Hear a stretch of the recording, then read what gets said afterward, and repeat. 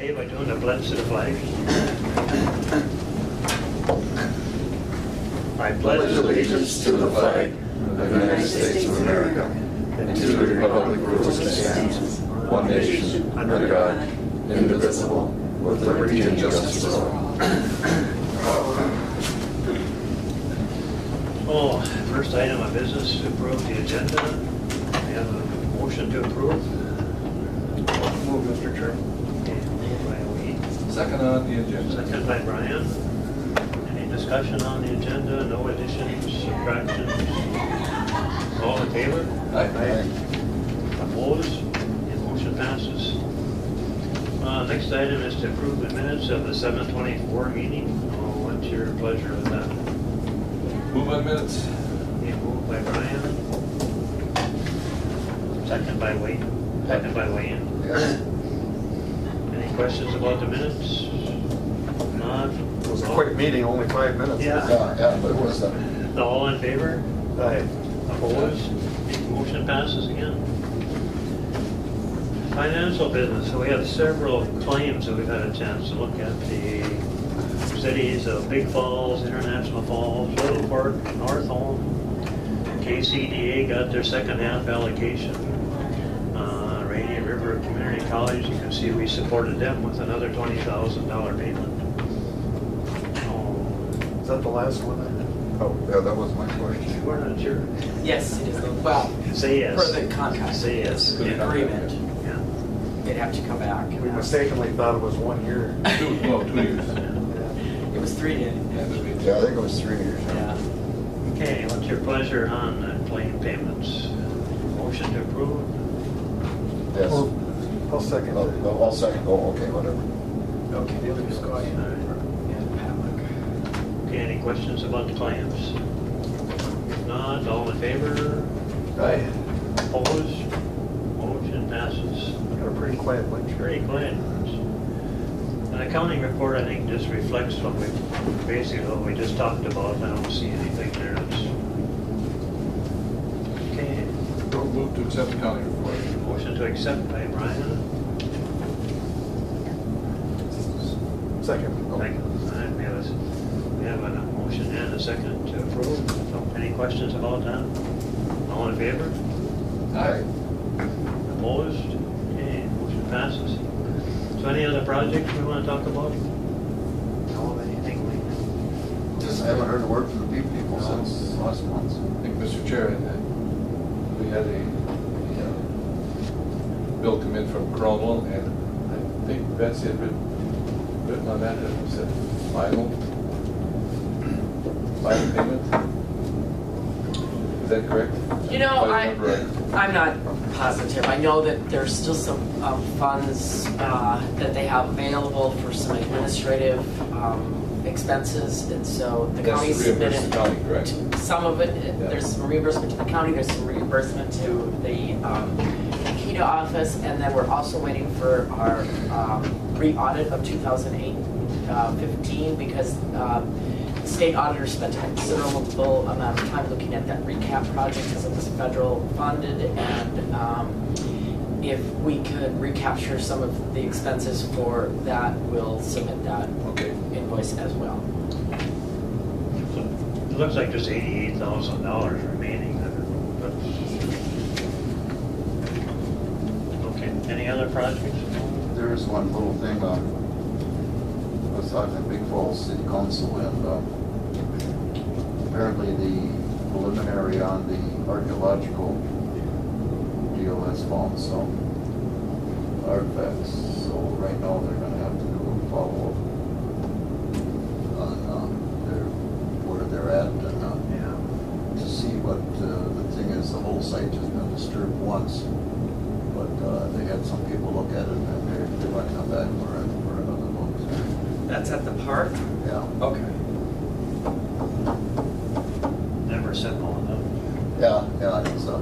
Well, I'm not surprised. I mean, that's so prominent. Yeah, and it's a site where there's a falls and there's a flat spot to camp, so I'm sure there's been people there, but like you said, the whole site has been pretty much disturbed, Once or twice, yeah. But anyhow, that's interesting. I think it's in the next week or so, there's a couple weeks. Would that be like the area where the Olson homestead is? It'd be up towards the Olson site, yeah. So that's been a public, not a private home and homestead for years and years and years, and now it's archaeologically sensitive. But I'm sure, probably never did any excavation. Oh, I'm sure they did like that. Oh, well, yeah, but there's been cabins and homes and stuff on there. There's been white people there for settlers there for, 120 years, but they still have to look at it. So. It's one part of the step they have to go through. Yeah, right, it's one of the steps. Yeah. And maybe there's a site that has to stay primitive that they can't build on. I don't know what all the ramifications No. Okay, anything else? Dale and his brothers are waiting for this thing. I think the city is still on purchase program. The purchase is going through it, it's just that what they're gonna do. What they'll do once they have it. Yeah. Okay. Public comment about KDA? Okay. Motion to adjourn. To adjourn. Second. Brian? I'm talking on that for there. Yeah. No problem. That's the only thing there was, well, I only had to think about it. Enthusiasm. Okay, Commissioner, a question. I don't know if we want to put it on today's agenda, but when are we going to reply? 9:45, so we'll call this meeting of Koochiching County Board to order. First item of business is to approve the agenda with additions, deletions. Got a couple. Move, Brian. Mr. Chair, with the couple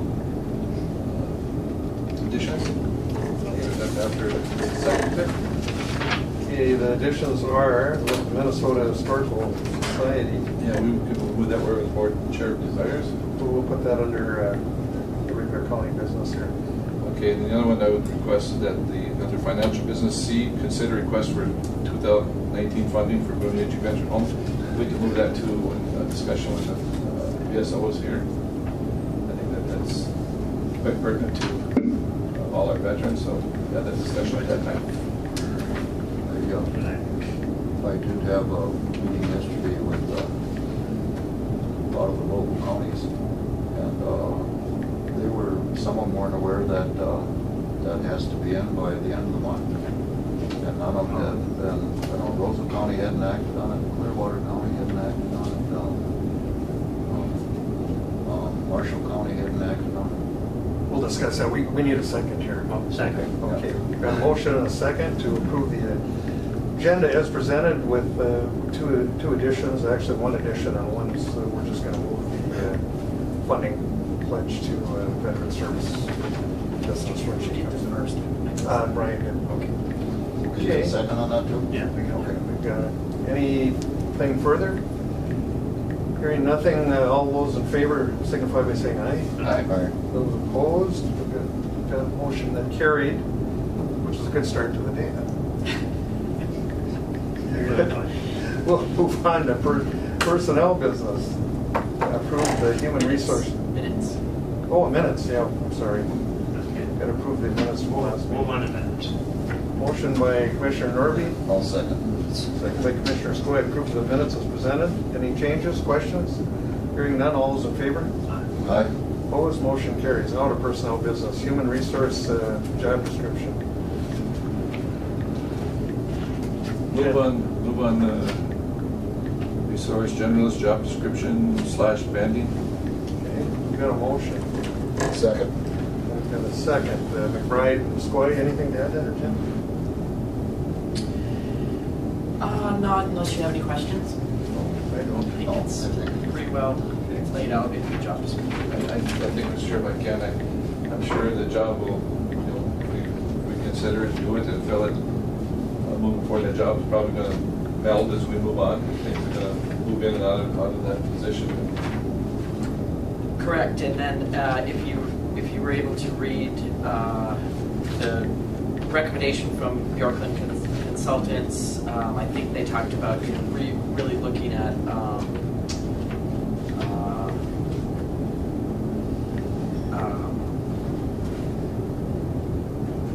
looking after the job is in that job description, to see if it's actually meeting what the job description is and if it's melded into that, those duties, so.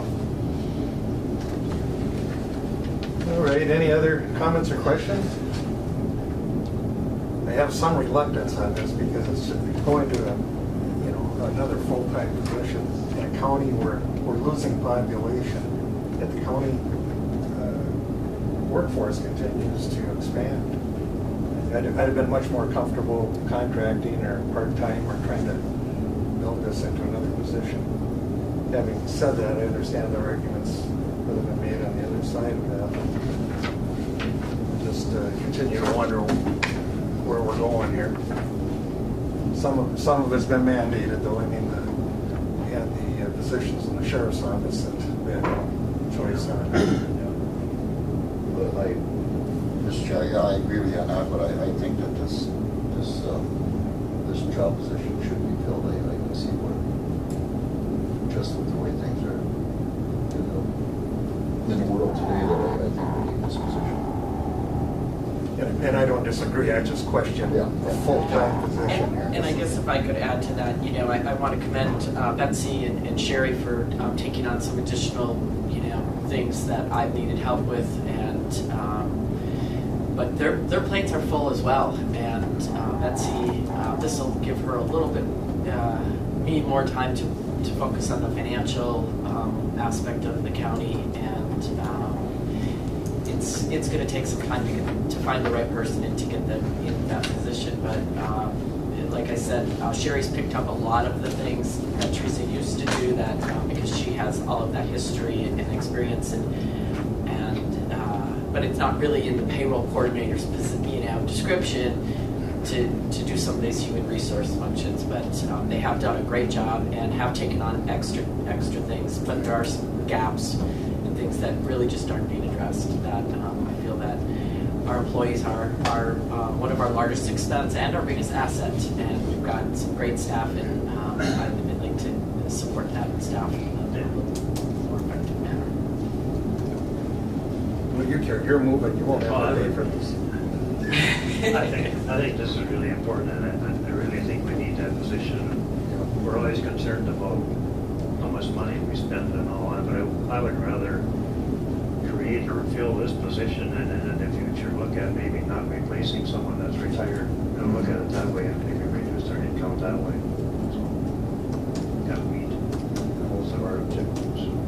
I have to enter Commissioner Crockett. All right. So we won't replace Commissioner Darby. There you go. Well, we've got a motion and a second. We've even got an echo here. So, all those in favor signify by saying aye. Aye. Aye. Hard one. Those opposed? Motion carries. Okay. Ron, you have something? No. All right. I think it was good that you expressed your concerns, and we all kind of agree with you. I think we all agree with you, but at the same time, I think this is something we really need to do. We all kind of feel the same way. Well, I know Teresa actually handled all those years, but I know it's getting to be a burden for her too. So, and she felt at some point we're going to have to do something, but I just never crossed my mind to have a full-time position. But anyway, we'll move on then. So the next is what? To fill it? Request to fill. Yep, I would move that forward, Mr. Chair, being that we have approved the job description. I would move to approve posting the job to be filled. Okay, we've got a motion by Commissioner McBride. I'll second. Second by Commissioner Stoy. Discussion. Hearing none, all is in favor? Aye. Opposed? Motion carries. Financial. Courthouse claims. Mr. Norby. Yeah, Mr. Chairman, I'll approve the courthouse claims, the highway claims, health and human service claims, and the voided warrants.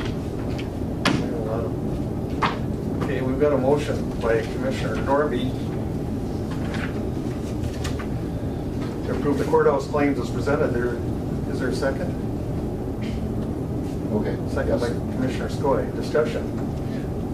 It was interesting that a large one got lost in the mail. It was interesting. Probably not the first time. Oh, that voided one? Yeah. All right. Anything further? If not, the chair will call the question. All those in favor? Aye. Opposed, motion carries. Highway claims. That included all of them, yeah, I'm sorry. All of them. Oh, F. F. Skip me. Resolution for the property tax abatement. I'm sure this is one that we had a public meeting on last week. That's correct. But, we have a formal resolution from the Koochiching Board of Commissioners. I move forward to approve the property tax abatement as requested by Cantilever Rich Distillery LLC. We had a public meeting, and I think generated a public meeting and helped with the support, so I move that forward. All right, I take that as a motion Yes. by Commissioner McBride. Is there a second? Second. Second by Commissioner Norby. Sorry. Any discussion? No, that's all right. That was a good recap. Go ahead, please. Reynold Calder. Yep. Ready. Just have a question. I wasn't able to make that meeting. I have a question on the zoning for that abatement request. It's been brought to my attention that when you mix alcohol and residences in the same building, my understanding that's what the plan was. Does that present a fire hazard, potential fire hazard? Just asking. Well, if it does, I mean, even when they're doing their building permits, that's got to be looked at. But as I recall, I thought, there's two buildings being built, and one is, are they separate or are they No, together? the part of the distillery, and there's going to be hotel rooms in the same building. I understand what you're saying with the distillery Yes, and yes. spirits, and obviously, and the zoning obviously would have to be considered by the city of Rainier, I would believe, because it's within the city of Rainier. But I understand your concern about, but they would have to follow all fire codes or honor all fire codes and anything with that. The reason I asked the question, Brian, is I have a friend that was, who is a retired fire chief, and we were talking about this subject, and he said it's really unusual to have an alcohol distillery in the same building as a place where you're going to have people sleeping, and is there going to be adequate escape routes, elevator, back stairs, whatever, if there's elderly people in that building, in case there was a mishap. So that's all one question I'm curious about. Good question. Well, to Rennie's point, we could include that in the motion. That it's, Yeah, but I don't think that it could be built without all proper building codes. I wouldn't think so either, but I mean, the fact that it is unusual. What is the other, refresh my memory, what's the other building going to be utilized I for? think it's going to be a restaurant, and consider a bed and breakfast. Additional hotel type, rooms, and restaurant, coffee shop. Coffee shop, and little knickknacks. And So there's going to be hotel rooms in both buildings? Correct. Okay. That's my understanding. Mr. Chair, if we want to add, as we move this forward, if we move forward, and just put the little thing on there, and that they adhere to all proper building codes and building and safety codes. All state building Yeah. code requirements. Yeah. And I think that would have to be anyway, but wouldn't hurt to. Sure, and we'd include that in the motion. Thank you. Got it covered. All right, and Ryan had made the motion second. Whoever made the second? Wayne? Norby, you okay with that? Yeah. All right. So that would be the motion, that we'd include that the state requirements for safety. All right, anything further? Any other questions from the audience? Hearing none. All those in favor signify by saying aye. Aye, opposed, that motion carries. All right, we'll move on to the contract with Key Advocates Incorporated for lobbying services on the Highway 53 project. And Brian and I are a little more involved in that one. You quite a bit more. Well, what we're doing here, we've got some funding left over from money we were able to obtain many years ago for Highway 53 improvements, but they are not secure. They could be taken at any time, and so we're trying to move that project forward with its passing lanes, et cetera, on Highway 53 from where the 4-lane stops at Cook to International Falls. Little history there. Long ago, Representative Anderson, when we went out to get the money, and Congressman Jim Obersar, is gone now, was able to get the funding for us. Representative Anderson was firm that we start here on this project from International Falls and do a 4-lane 7 miles out, to the Harrisburg area. Simply because if we did that, eventually they would have to connect a 4-lane to International Falls. And we had our first couple of meetings, and I think we were probably going to be able to do that. I mean, we were working with St. Louis County and a lot of other highway officials. But Chuck Lepper and I were going to one of the meetings in Virginia that night, and of all things, a car pulled out and got hit by a semi in that area just before Virginia, where there were so many homes and it came right on the highway. So that changed the momentum of the entire committee, and we all agreed, no, we have to start up in the Virginia area. And as things would have it, as we move forward, you start running out of funding because it was so many years and there wasn't enough money left to 4-lane all the way to the falls. Nor at this stage does MnDOT approve it because of traffic counts. But they are open to us using the rest of that money to make improvements. Bob Anderson has chaired that group, and he and I have been on it since the beginning. Brian's been to a lot of the meetings since he's been here. And so what we're looking at is these long 4-lane passing zones, and up to 3 of them between Cook and International Falls, which will certainly help with the truck traffic, etc. So that's what it's all about.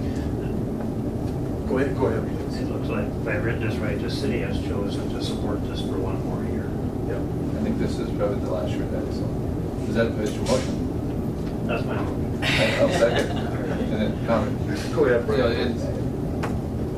last weekend I was coming back from the Twin Cities, and of course after booking today, and you run into times where all of a sudden you see a slow-moving vehicle and you'll have 20 vehicles behind, all impatient. And whenever you hit those caravans, it gets very scary. You got to be on your toes because people want to get home and you can't pass and you can't pass. And so you get somebody 20 cars back trying to pass the whole works, and that gets so dangerous. And we need some of these passing zones. So anyway, and this is the same.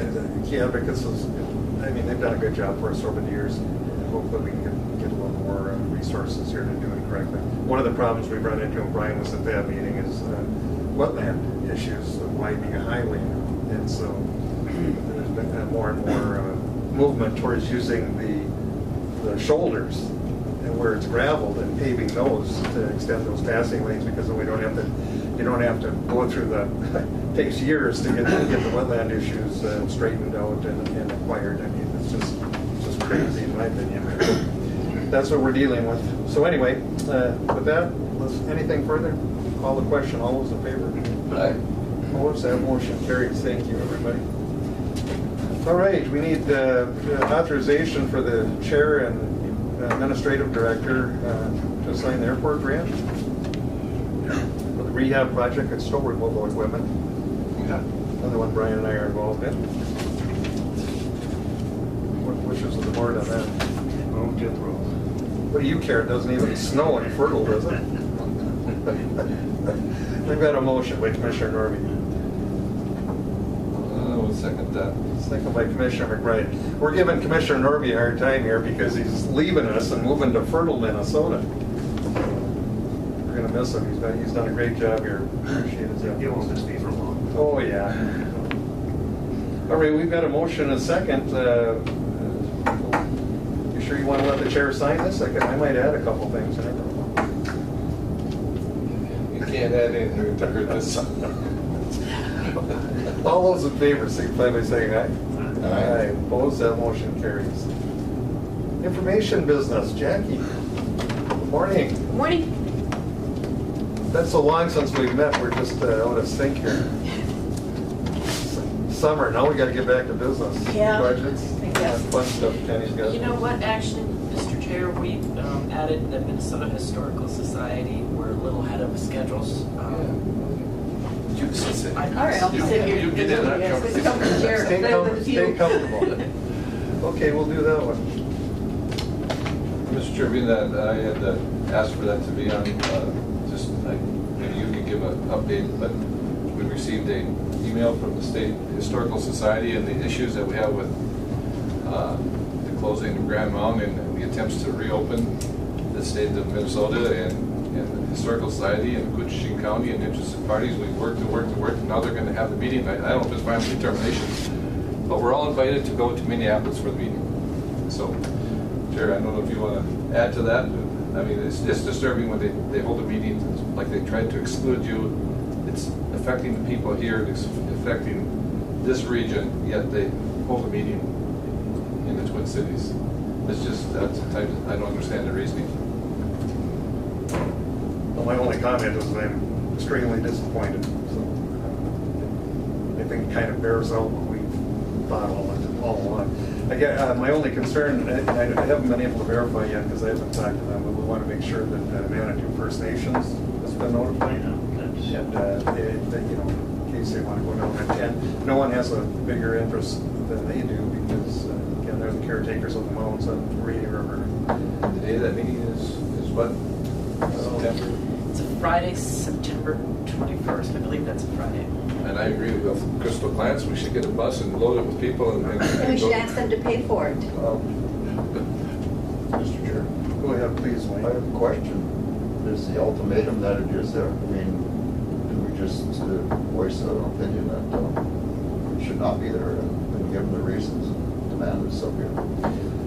You know, maybe I'm probably just a skeptic, but I've been watching this for 26 years, and all you have to do is take a look at where the resources of Minnesota Historical Society are Well, spent. It's all Split Rock Lighthouse is about as far north as they go, which is a long way south from here. And I think this is just another example. They don't want to expend funding up here. It's too far away from the metropolitan area where they have the meetings. But I think it behooves us to ask them for a reason and to justify the fact that the meeting is down. They did justify it. It was in the thing here. It said they felt it was centrally located. You got to remember, they've gone out over the entire western part of the United States to take input on this. And so if you look at it from that perspective, yeah, St. Paul is centrally located, but the interest, the people who have cared for the mountains, you know, everything else is up here. It's just, again, it's just, I'm disappointed. So, like I said, it is what it is at this point. So, Mr. Chair, I just want to ask in resolution form that we send a letter to the State Historical Society that we're disappointed in their choice of location. Yeah, that's a good idea. We just leave it at that. Yeah. And that's about as far as we can go. And voice our displeasure. Yeah. I'll be them treated in the whole thing. Excluded from that. okay, we've got so that's a That's second. motion, I'm sorry, to add that. Well, I guess we did have the discussion on, so would you accept that motion? So a motion to send a letter. Send a letter as just for our displeasure, choice of location, and just the whole process. Second, wait. All right, got a motion. I'm sure Jenny can wordsmith that for us. Well, maybe we can all sign it in big letters. Sure. I'm disappointed. I feel, you know, I feel a lot of disappointment for Manitou First Nations because they've done such an outstanding job of taking care of the mountains, and you know, want to continue that here. So. Anyway, with that, any comments or discussion? Go ahead. please. Sorry, just a question. What's your understanding of what this meeting's about? Well, supposedly it's to release their decisions on the future of the Grand Mountain site. And we have argued strongly to keep the interpretive center there. I don't know if anyone in this room has ever been to the Manitou First Nations interpretive site. It's across from Birchdale on the Canadian side. You really need to go there. What a beautiful job, and it protects the sites. Yet they've got that interpretive center there that really showcases the life of the generations of people who lived here long before we came. It's really something. And so it's open. The Minnesota Historical Society, and again, I'm And again, we haven't heard their final decisions, but they have to go down there and get it, I mean, it's not a good sign. But my guess is, just from the comments I've heard from them, they really want to get rid of the interpretive center. Things cost money, and try to do it a different way, and their thought process is it's sacred sites, and you know, we took input from all over the Western tribes because historically, you know, they moved west, and that's going to be a part of their decision, apparently. But just the things that we were hearing prior to this latest idea a couple of years ago, they were really leaning towards, I think, reducing the amount of money they spend on the site. And the best way to do that is maybe have someone at the college as an interpreter for people who did come up. I mean, it wouldn't be completely lost, but probably not so much of an on-site presentation. You know, and then they said, and they were bringing up protection as a reason for that. But on the other hand, these mounds are located right on the banks of the river. I mean, anybody can go there, and then they're not protected when you're coming from the river. I mean, what they did at Manitou is just a perfect example of how you can protect the sites and educate people and really involve them in that history. But we've had those discussions. Again, I could be wrong. Maybe they will be doing something like that. We won't know unless someone goes to a meeting. I hope somebody from here, from the county, can go to the meeting. I don't know if Carol and I can make it, but maybe we can. It's that important. I mean, I'm willing to go down. So anyway, Randy, that's your. Thank you, Jim. One of the neighbors of the Grand Mound and one of the local supporters gave me his picture from 1976 at that time Daily Journal. And it says the Grand Mound Interpretive Center is nearly completion and scheduled to open in 1976. And I think this is a picture of Brian's pickup on there. The neighbors didn't want us to forget that they all support this issue. And they really like to see it open. Yeah, and I know all the neighbors they've been so disappointed that, you know, they built in 76 and they shut it down. Gee, it must be 20 years ago now. I mean, they just abandoned it. I mean, that's, you know, even as a taxpayer, it's frustrating because you need to get more life out of a facility or building than that. And the county disagreed. You know, they take a position, they just don't think it's rehabbed. I mean, the thing is built like Fort Knox, just like the armory out here, and we could certainly go in there and rehabilitate that building. I mean, it is solid. And it's surprisingly in good shape. Yeah, but they view it quite differently. All right, with that, I'll call the question. All those in favor signify by saying aye. Aye. Aye. Opposed? Motion carries. I'm sorry, I missed that second. Ryan. First was Ryan. Brian and Yeah. Commissioner Spillane. Okay. Okay, now we move on to Jackie. Okay, Enjoy. I'm back. So actually have three RDAs for you to consider today. The first one is a ratification of the TriMet contract with between MCCC and TriMet for support and maintenance of the financial system that the county uses. We really don't get involved. I did have it reviewed by the assistant county attorney. She found no issues with it, but it's kind of a done deal already. We're just saying. This is a lot of stuff with small print. I mean, Yeah, I know. For such a, I know. there had to have been attorneys involved. Oh, most definitely. All right, so wishes of the board. It's a professional service contract with Minnesota CCC. TriMet. Move to approve. For the support of our stuff. We've got a motion by Commissioner Norby. Is there a second? Second by Commissioner Skoye to approve as presented. Any questions, discussion? Sure, call the question. All those in favor? Aye. Opposed? Motion carries. Capital outlay expenditure for the upgrade of the servers. So earlier this summer, we had our backup domain controller server fail. And rather than immediately move to restore it, I started looking into the platform it runs on. It should really be upgraded. The operating system should really be upgraded, which means I have to upgrade the AM platform for me first. And I would be using contracted services through CW to do that work. But the software costs are ours nonetheless. So we looked at all the servers and came up with 3 servers that should be upgraded right now. The GIS server, the this ties into another project for land and forestry. And they need it upgraded. So I'm looking to spend, of course, not only I asked, dollars, but I will get that because I try to spend other people's money first. But We do that too. Yeah.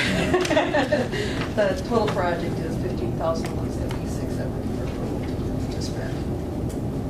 You got Nathan on board on this? Yes, both Nathan and I did not hear back from Joe saying specifically, yes, those funds are available. Just busy guy, usually take no answer as agreement from him. Yeah. And it was part of the original budget request for him to support the GIS funds. All right, wishes of the board. Commissioner Roby, please. So each department head puts a piece of this in their budget, is it all your budget? No, so I built back part of the GIS services to land and forestry and to highway to get $20. So that's part of this. Well, the point being, we need servers, right? We need them. I mean, most of them are up and running. The backup one is the one that's not running right now. And it's missed, but that was used primarily by Shar and I for support files, and then it's a backup to the primary file server. And, looking at the scenario here, it wasn't budgeted for 18, but there's enough funds to put this Correct, together. correct. Okay. Please, Commissioner Pavlik, you understand all this, I'll move. That's a way to, that's why we've never said no to Jackie. I mean, we don't understand the servers and stuff, but we know we need them. We know we're in trouble when we don't have them. Okay, we've got a motion then by Commissioner Norby, was it? Yeah. Right. And Skoye, okay. My concern is we got the money in place, and we do. So We do, we're yes. gonna The money fix is- the budget. Yep. Okay. All right, any other questions? Hearing none, all those in favor? Aye. Opposed, motion carries. And then we've got to approve capital outlay expenditure for Carlson Survey software. Right, so in the surveyor's office, they have historically used Carlson Survey software. They have 2 PCs that they use, but we've never owned more than 1 license. Years ago, the Carlson Survey tech said, that's not an issue, we'll let you run it as a second one, knowing that the second PC is only used when 2 people from Murray Surveying are present. That's changed a little bit because Matt has been working over there, and the licensing structure for Carlson Survey has also changed. Matt would like a copy of Carlson Survey available to him to do his work as environmental services director. He's used to it, it works for him. So the solution we came up with is rather than to have 2 standalone or 3 standalone licenses, to get 2 network licenses. Basically, 3 computers sharing 2 licenses. It has a lot of advantages, but of course we have to buy it first. And we're also looking to upgrade the current license that we own so that it's more compatible with the highway department. None of this money is coming out of my budget. There's funds budgeted by land and forestry and survey budget, not completely, but Nathan indicated he could find it, and Matt has indicated he has the funds to cover the budgets. You're sounding more like a commissioner. Yeah. All right, wishes of the board. Move to approve. Okay, we've got a motion by Commissioner Norby, second by Commissioner Skoye. Yes. Discussion on that? Brian, you got this one? Figured out? Good. We're good to go. I know enough about that stuff to be dangerous. No, I understand that, especially Matt is so familiar with it, that he can use that over there, which is a good option. I agree. And then when you have multiple department heads, looking at it, so it's Are you up to date on it too? I don't use that. You don't use that specifically. We're going to use your money anyway. I know. That's all right. Okay, all those in favor signify by saying aye. Aye. Opposed, that motion carries. Thank All right, you. well, thank you, Jackie. Yep. Appreciate it. Okay, Public Health, Human Services. We've got a couple of representatives here. Good morning. How's everybody doing? Good morning.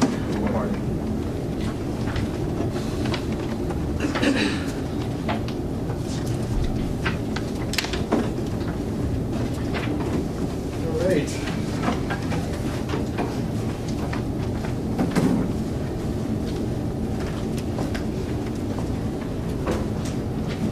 Got a notice of a part-time hire.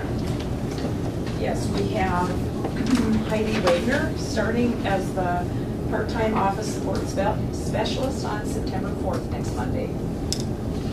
Okay. Duly notified, thank you. Okay. We'll move on then to approval of the renewal of Northland Counseling Koochiching Family Collaborative Purchase and Service Agreement. Yes, this is just the regular yearly renewal. Nothing has changed with that. No change in funding. No. Move to approve. Okay, motion by Commissioner McBride, Second. second by Commissioner Norby to approve as presented. Discussion, hearing none. All those in favor signify by saying aye.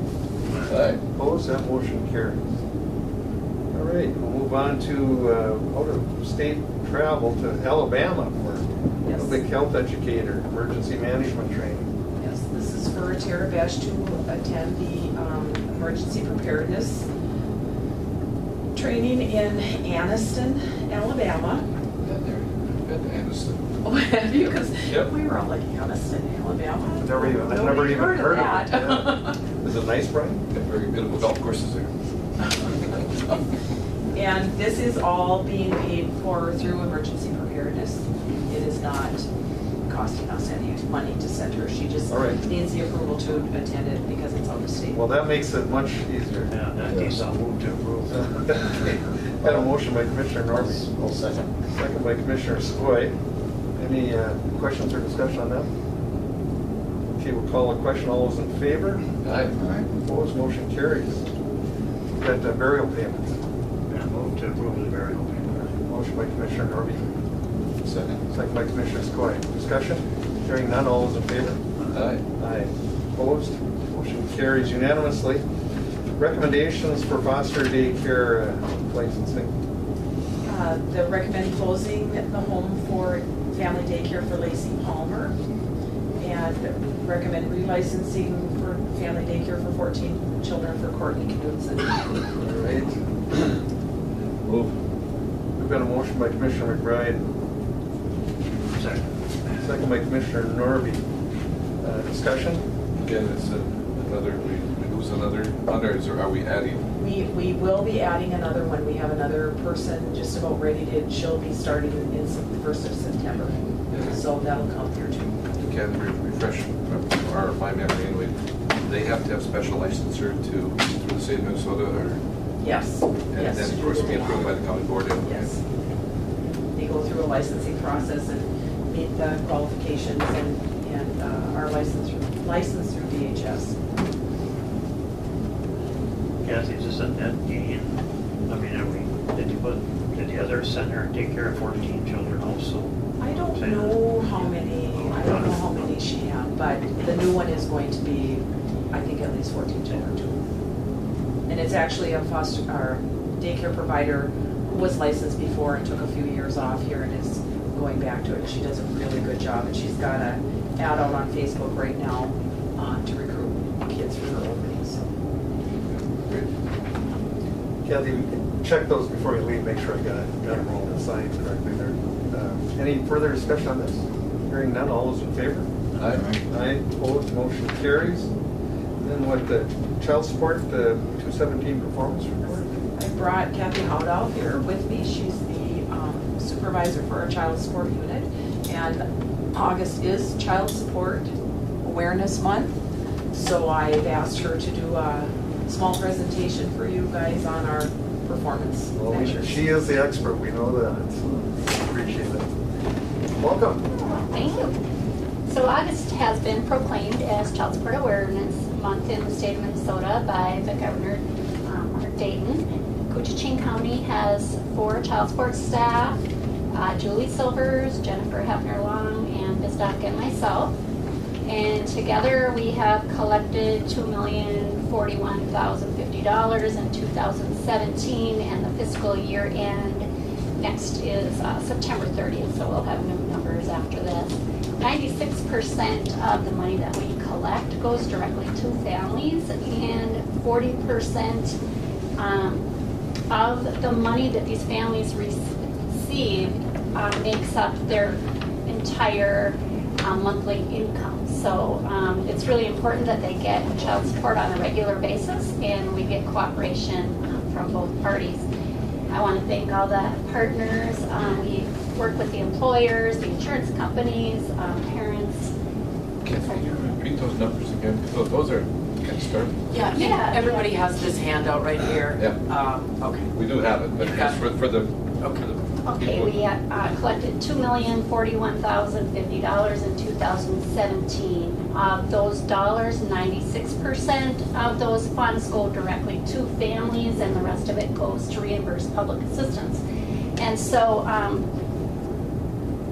a family's income is primarily made up of 40% of this child support to help them become self-sufficient.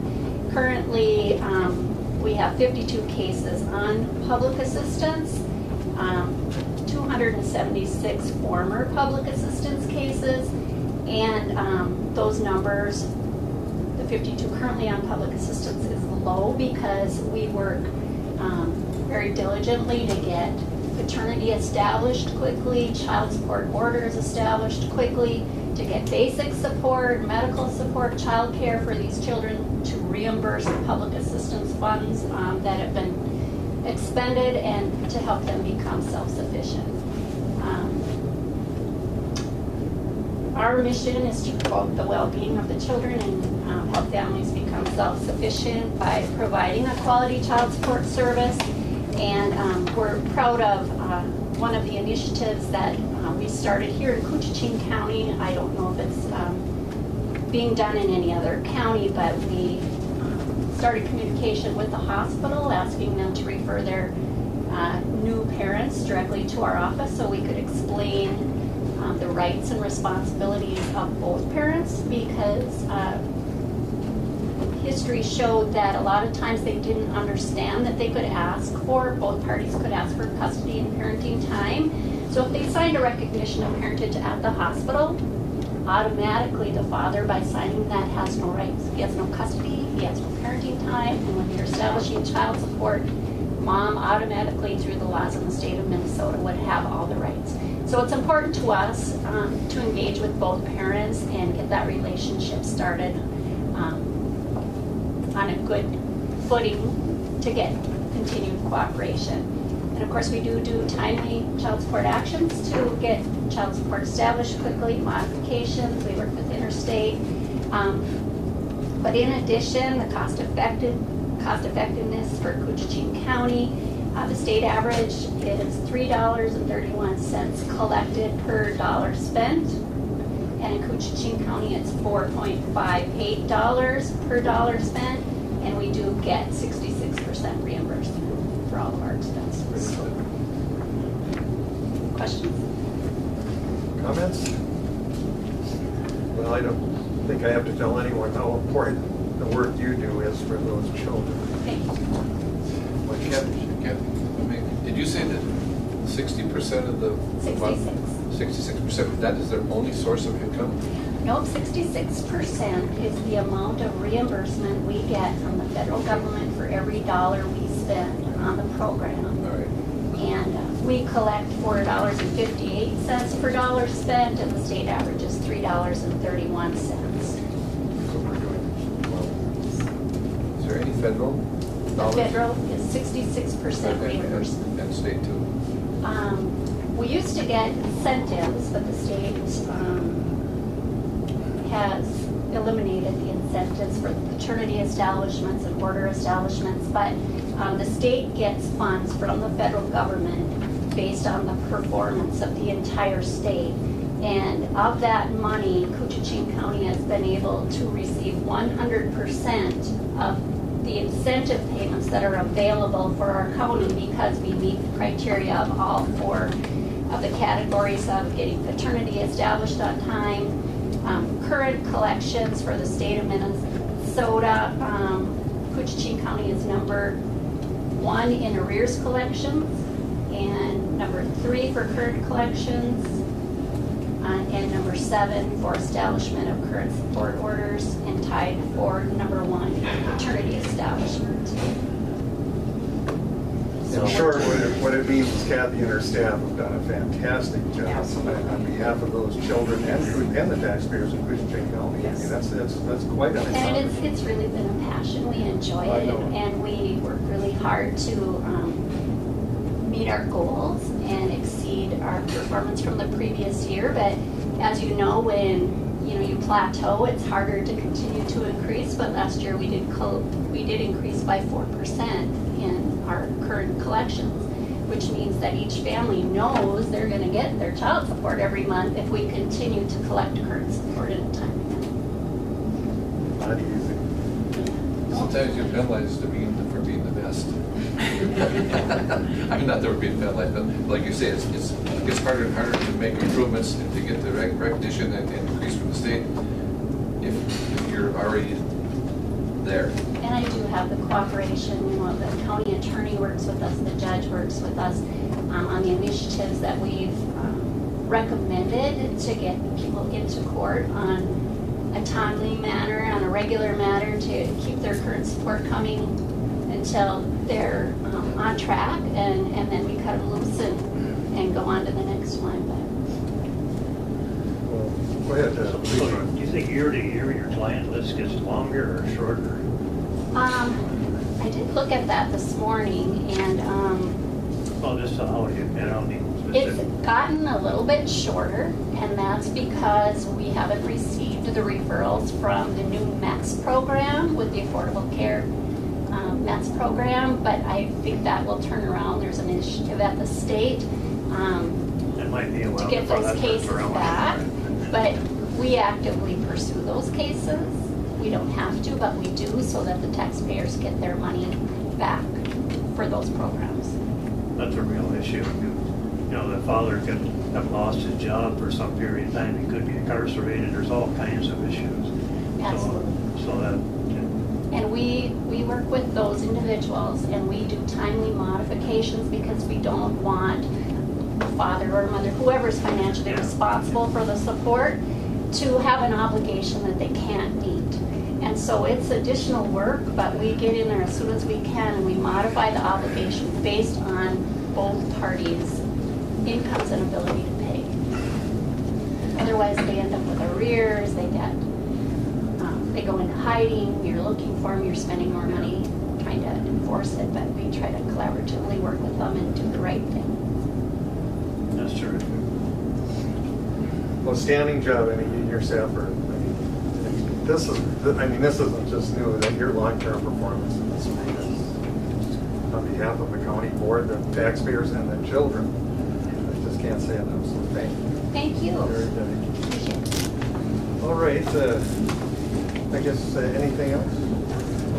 Thank you. Did I get them all? Wait, this one. I missed one, I figured I've that. got one for you too, as long as you're signing. Oh, thank you. I think that's it. And I've got that. Just take a little break here. You're next though, Nathan. Oh, it's really Come on up good. whenever you want. Yeah, Jenny, where do you, oh, I see. might be gone.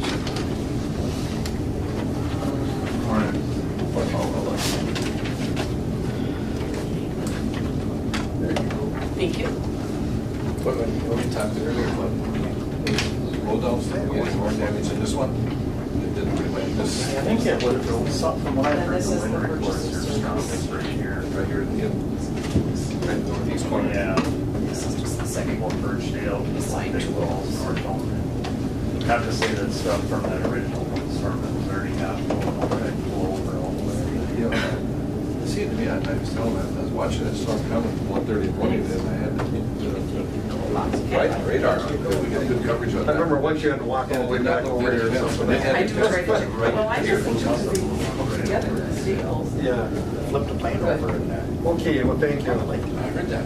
But see, we had nothing in there. Yeah. It was- All right, now we can really have some fun here with this guy. Nathan, Yes, good morning. we're looking at the results of the August 1st timber auction. Yep, we had our third quarter timber auction on August 1st down in Big Falls. Sold just under 19,000 cords total for a total sale value of just just over $520,000. The volume on that one was a little bit light because we had a couple of sales that we had originally planned to sell, and then we had that wind event in Northholm, so we pulled those sales to make room for some of this blowdown timber coming up next week that we hope to sell. So we've got the management plan that we're trying to follow, and we've got acre confines of each cover type that we can harvest annually. So we're gonna be outside of that. We're gonna go over that number, but that timber definitely needs to be salvaged and picked up. So That's awful tough to go in and get to, isn't it? yeah. Ron? It looks like that's gonna be a fairly large sale, bigger than we thought. It is. It's just under 21,000 cords total, 872 acres. Now, we did have 4 sales that met the criteria for our policy that if it's over 30% damage, the permit holder can turn it back for a refund, and then we'll reappraise and reoffer it. So we had 4 sales that met that criteria. So new acres of blowdown is like 660 acres. We were thinking like 500 at the beginning, but then you start getting into it and marking it out, and you kind of say, oh, there's a little finger in there that we need to include in the sale, and pretty soon you're at 660 acres. So. From past experiences, you're expecting all of those to sell, or do people stay away from them? Like going back to the August 1st auction, I mean, our timber prices were down a little bit, and I think that's obviously a factor of the market conditions out there. Most of the mills, major consuming mills, are pretty flush with wood right now. So balsam is going to be an issue. Yeah, balsam and softwood species in general are the market is very much softening on those right now. But getting back to the blowdown question, yeah, I mean, most of this wood on this salvage auction next week that's coming up is as long as conditions remain fairly dry, it's accessible, it's got a good, it's one of the few areas that we have on county land that has a really good network of forest roads, so that are all season pretty much. So I'm hopeful that most of this wood will sell. We'll get some interest. Yeah. That just proves why Commissioner Scoy lives down there. They got the best roads and the best land. But just for Nathan, if there's any loss of value, is there any that's right. any insurance recovery that we can get at all on any of that? I don't think so. We've had these blowdown events in the past. It seems like they're coming around more frequently. It seems like, I think the last major one that the county was involved in was in 2012. So That was the one that was east of North. Was Commissioner before Joyce Hanson? yeah, Highway 6. Was probably Otto Jordan, yeah. He did look out for Northholm, just like Wayne does. All right. there is one thing on that stumpage. It's one of the most desirable stumpage county owns. It is. Yeah. And so I think it's going to be purchased just because of the quality and the ease of access. And blowdown. It was the wind event that hit this particular area in Northholm. It was more of a straight line wind than, like, say, a tornado. So the wood is kind of all laying in one direction, and with most of the machinery that the loggers have today, it's not like it once was. As far as trying to pick up blowdown, it's a little bit easier with the machinery that they have nowadays. The other thing is it's pretty clean wood, as far as it's pretty much primarily an aspen that's in that area. So the market for that, that is maybe softening a little bit too, but it's not to the point where, say, if it was a whole bunch of balsam or spruce or something, that we don't have that issue staring us in the face. Little Fork, they did with the same wind that International Falls got? Little Fork? Yeah. I think they received some wind, but from what the reports that I've heard, it's not the damage that we received up here. Right. Just, the softening of the wood market a little bit. Of course, us being a main supplier or seller of wood, it kind of hurts us a little bit, but for our major supplier in the county, it's good for them. So it's a two-edged sword. Something else on this area is that the volume is going to be a little bit higher because the cords per acre is probably the highest in the county. So, you know, and in some places that number of acres would not have totaled that number of boards. It is.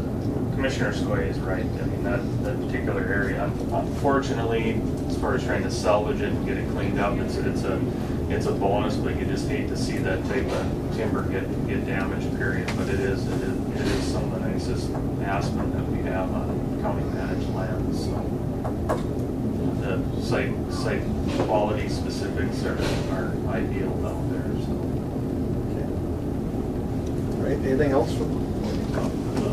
You know, I'm not sure you guys get the recognition they deserve, because and yourself and your foresters, the way you manage the timber, I mean, financially, this is a big deal to the county. This is really important work. What? Hey, wait, this guy, the person talking to you is getting out of here and heading to a county. I'm trying to They be don't even nice. have a stick of wood. I'm trying to be nice. Yeah. No, the field staff has been great. I mean, the guys in Northome, they hopped right on it. You know, they're less than ideal cruising conditions for a forester going blow down, but they got on it. There are 2 new hires down there. They got thrown into the frying pan right away, so they did a great job. County is fertile inland, you know, Oh, Fergus Falls. or Fergus Falls. Yeah, Ottertail. Those are big companies. Right. This wind damage, Nathan, was it predominantly county tax forfeit, or was there some state or any private? Yeah, this particular area that, at least in Cooch County, that got hit the hardest. It's one of it's a pretty large concentrated ownership of county tax forfeited managed lands. There are a few isolated state 40s, DNR managed 40s in there, but now if you get this is kind of right on the county line to the west of Beltrami County. When you get over the Beltrami County line, then there starts to be more private and state ownership on, and there is Beltrami County managed lands as well, but it's not as heavily concentrated in county as it is on the Cooch side of things. So. Okay, anything else? Yeah, that township is probably one of the heavier townships in the county for county ownership, and small ones are private. Okay, we'll move on then to, you didn't need any approval on it. No, that was just an informational item. So. We'll move on to capital outlay expenditure for the purchase of some equipment. I'm only going along with this because Carol said I should trust you. Okay. Good. So, yeah, we are looking to get approval to purchase 2 budgeted, capital outlay budgeted items of 2 new ATVs. We're getting to the point where we need to replace a couple of our ATVs in our fleet, and in conjunction with that, if approved, we're looking to transfer one of those older units to the highway department and one to the assessor's office. That'd be great. Well, I can tell you, gentlemen, this equipment makes the county taxpayers money, so very in favor of this. And you've been very conservative, man. So thank you. Right. Okay, wishes of word. Move to approve. We need a motion on that? Yep. Okay, all second. And we can't buy anything without you okay, you know, Wayne. Yeah. Or Nathan to get in trouble. Any discussion? It was Harvey and. Okay. All right, all those in favor? Aye. Opposed, that motion carries. We'll review the Polar Ski Club Trail Agreement with all the new things. Come on up here. You guys worked hard on this. I'll tell you. Got one on each side. We got Bob Meyer up here and got him out on a houseboat, and we really jumped on him. He was our only hope.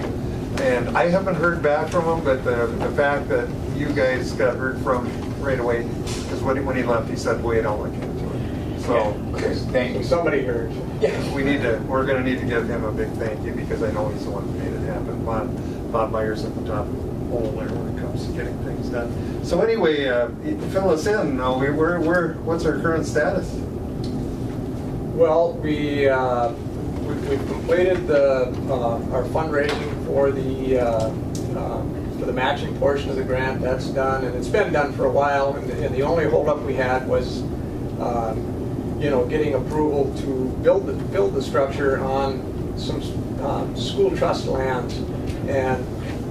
and I think, you know a little bit of the story, but it's, there's a little bit of an issue within the DNR about the management of school trust lands as opposed to just state lands, and maybe for good reason, but it added some hurdles to us, and we, thank you for your assistance, and I think we're at the point now where they've sent the lease that's required to build the boardwalk across the school trust land, and we have the agreement here, and we think that once that this is the last hurdle, and we're actually planning to start construction yet this fall, but once we get everything signed. Maybe just quickly for the audience, what we're talking about here is what was originally started as a ski trail boardwalk at Tilson's, in the Tilson's area there. And these folks have worked so hard on this for the last few years, and we just kept running into hurdles. And at the end there was all these exorbitant fees for a lot of things that we felt weren't really needed. And I mean, we've got it to a price that's much more reasonable. And that's why we're here today. It's a request. I mean, we still do have to, there is a fee that would be required, but it's nothing like they were starting to look at there. That's what we got nervous about, and we certainly let Bob know this is crazy. And he agreed. So this first item here is just getting a renewed or an updated lease trail maintenance agreement between the county and the club, because the way the grant aid system works through the state is the agreement is between the DNR and the county, but then like we do with snowmobile grant aid trails and ATV grant aid trails, and we have a separate agreement directly with the club that they will provide the maintenance and carry liability insurance and so on and so forth. So this first item is just getting a renewed lease or maintenance agreement with the club to reflect this state lease coming up on the next agenda item for their boardwalk project out there. The polars, I do like that. That's classic. Okay, so wishes of the board then. This one's just on the agreement.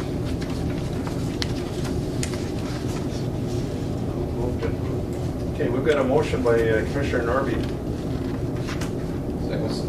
Second by Commissioner McBride. And this lease will reflect the requirements of the police number and set for the state of Minnesota. Any questions or comments on that portion?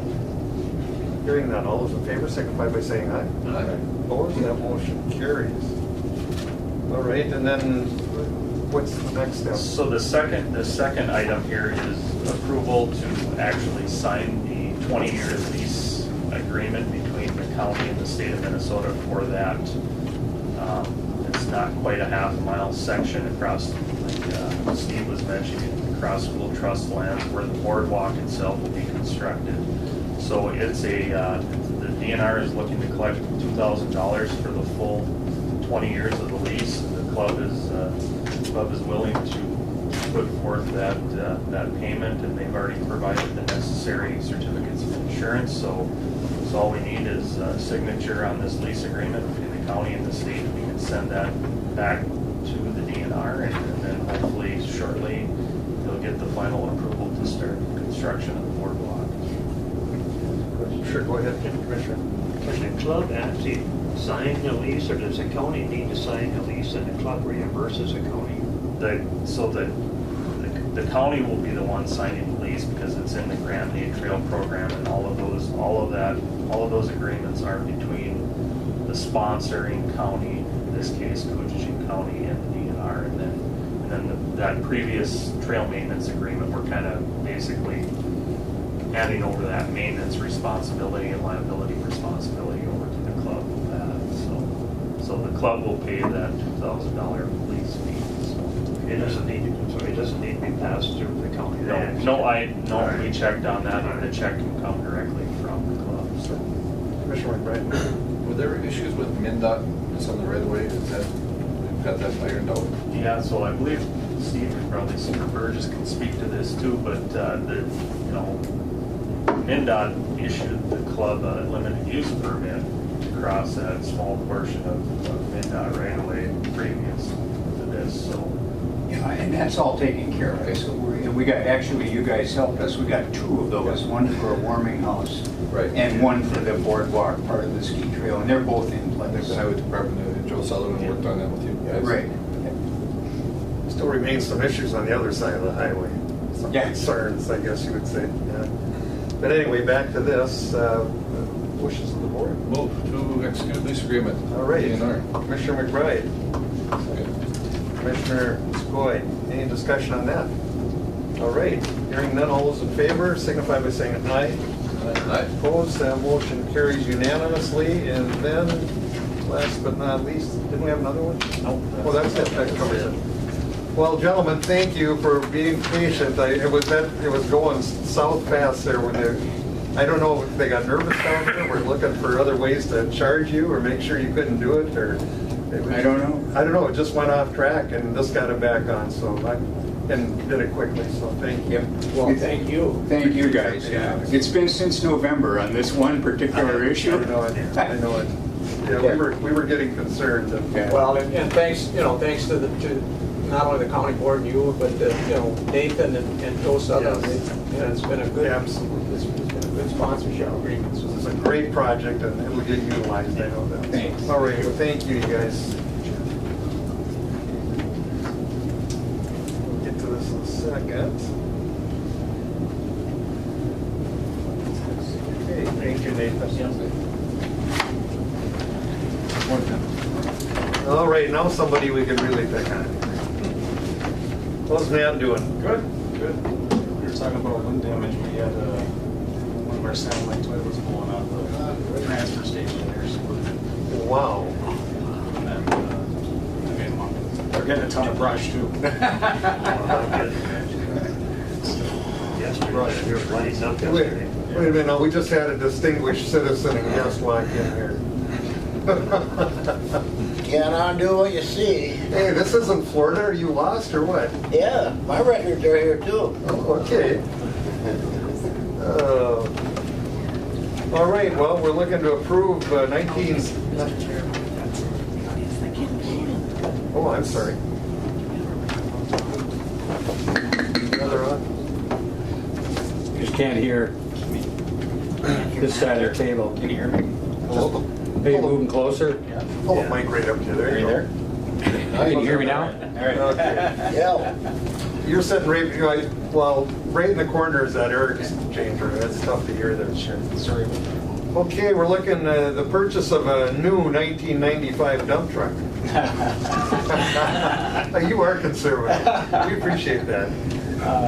From the county highway department, so you know it's an A1 condition. Right, right. Well, they're decommissioning it, or they were going to trade it in, and so we had discussed with them about using it for a spotter truck at the transfer facility, and so they agreed to, allow us to take over that truck and replace one of the damaged spotter trucks after the fire, and kept both the old ones and what use we could get out of them. But we were warned that due to the corrosive nature of the smoke, the trucks would eventually have problems. We've kept them going as long as we could, and without putting a lot of money into them, but they're on their last legs, and so this opportunity to get this truck from the highway department came up, and so we're requesting approval to pay $7,500 to the highway department for this truck. The current trucks that we have are 1994, so we're upgrading to 95s. But we use them to move the MSW trailers, and this truck would be, we'd have to do some work to it to convert it to a spotter truck, but we think it's a better truck than what we have. So. Did you negotiate hard with them? Commissioners? I think it originally had a gravel box on it. Yeah, it's a dump truck, yeah. So man, go ahead and do some. Yeah, so we're gonna do some fabrication on it and get it can be used to move the MSW trailers. Oh, it does really need it. Yeah, the issues out there is we've got transmission issues on the existing trucks, and like I said, after the fire that we had at the transfer station, they warned us that and we kept those trucks, but they warned us about, those potential issues. And so You got some electronics, some of those transmissions that are, they're not worth fixing. yeah, it's just time. So. Well, not to fear, this one's coming with a 3-year warranty. Is that what Joe wanted? You negotiated hard? All right. Anything else? Chair will call the question. All those in favor, signify by saying aye. Oh, we didn't have a motion yet? Move to approve. Okay, Norby and Skoye. All those in favor? Opposed? Motion carries. There you go, man. Thank you. Thank you. Tell Joe thank you for the warranty, too. I'll let him know. Veteran Service, candidates. Good morning. Good morning, Captain. First of all, I would like to introduce to the board our new admin person, Shauna Guzia. He's doing an awesome job for us. Hopefully your complaints on the phone calls has gone way down. And I didn't pass out the expenditure reports before today because I just completed it. I met her and she's way nicer than you said. So. Oh, is she way nicer than I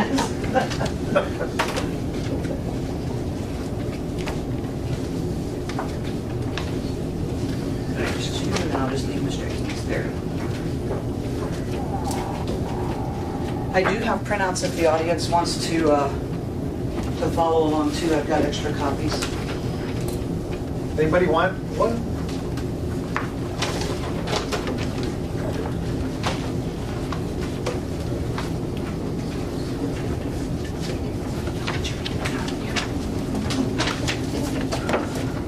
So I brought my whole team with me, Carissa and Shauna, so that they can get involved in case I have a brain lapse and forget what I've done on something. So on your first page, there's a cover sheet of what each one of the reports are, and I've numbered the reports. The first one, number 1, is our GDX report from the VA. This is numbers that the VA publishes. I don't know where they get all their numbers from. One of the things that I want to highlight is the 1142 veterans population for our county. The VA takes 10% of the county population, and they assume that those are veterans. We all know that Koochiching County has more than 10% patriotic veterans in our county. We've got over 1,500 active folders in our office. I've gone through the file cabinets and counted every single folder. So the second one, the total expenditure, they're saying that we brought in $9.359 million cash and benefits into this county. I'll show you on a different sheet later on that number is actually higher than that, because we actually have 44 veterans that do not live in our county that contribute to our numbers, but the VA doesn't count that because they count where you live. So this is under total expenditure? The total expenditure. And that figure is in the millions? That's in the millions. Okay. Add 3 zeros to every one of those numbers. Okay. And that's per year? This is for 2017. 2017. Yes. The next column, the 5570, that's cash that our veterans bring into this county. It's our widows, it's our death benefits, it's our pensions, and our compensations. So that is actual cash amount that the VA said we brought into our county. Under education, we've got $105,000 that was spent on education benefits. Insurance and indemnities was $34,000. Medical care, they're saying $3.6 million is provided in medical care for our veterans. That could be Veterans Choice, where we use the local community. It could be non-VA care, where we go to see a private doctor, or it could be VA care. And they say we have 472 unique veterans. What that number means, I don't know. It doesn't make sense to me because we've got about 467 plus our out-of-county that bring in a check every month. So that could be that number. Their explanation on the back says unique patients are patients who receive treatment at a VA care facility. Data is provided by the Allocation Resource Center. I don't know what that is. The numbers that I'm concerned with is the total expenditure, the compensation, and the insurance indemnity. What's total expenditure compare with 16 and 15? That's coming. That's coming up? That's Okay. coming. Okay, packet number 2. This is the Minnesota Department of Veterans Affairs. The state of Minnesota has a Veterans Affairs Department, and they help us out with dental, optical, and subsistence for our low-income veterans. So in 2017, we used $10,815 from the State Soldiers Assistance Program. That was mostly dental and optical for our low income and our our wives of low income veterans. Get them dentures, get them glasses. They can apply for this once a year. It's a $1,000 grant for optical, $1,000 grant for dental. If they need more than the $1,000 dental, they can apply for another $2,000 grant to help remove any teeth, and an additional $3,000 to get dentures. So for a total of $6,000 in dental, $1,000 in optical, the veterans are qualified for that. So they don't have to be 100% disabled just for anything? If they're 100%, they're not going to qualify because their income is too high. Okay. This is for our low income, $22,000 and below, basically. As long as you're a veteran. Okay, good. Any questions on number 2? And what I did was I included the entire state so that you can see how we relate to the other counties. Can I just say, you're saying that 22,000 is the low income. Is that, what about a vet that is currently employed or partly employed? Is that income count against them? Yes, sir, it does. Yes, sir, it does. In fact, I've got a veteran that made $120 more than what the cutoff was, and they would not help him. What is the cutoff?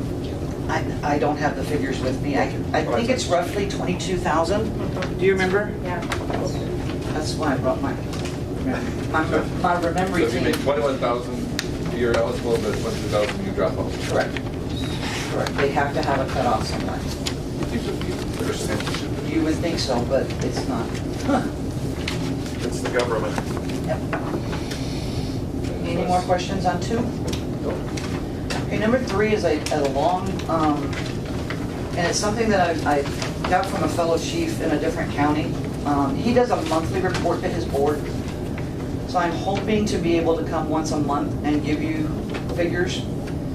This is 2017 and 18 totals. It's actually what we do in our office. Our walk-in figures, the total for 2017, we did 2,615 walk-ins. I didn't average that out to 208 days a month, but or a year. But if anybody's got a calculator, I think it's about 13 to 15 people a day is what we do. In 2017, our high month was October. We did 280 in that month, just walk-ins. It could be, I need a ride on the van. I've got a problem with a medical bill. They want to file a claim. That's included with our, they come in to make an appointment. Anybody that walks in that door is in that figure. As of 1:30 yesterday afternoon, this month, we've seen 180 vets already.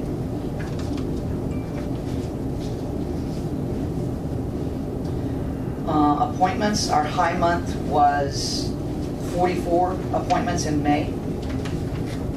We did 31, 3 different months, 31 and 32.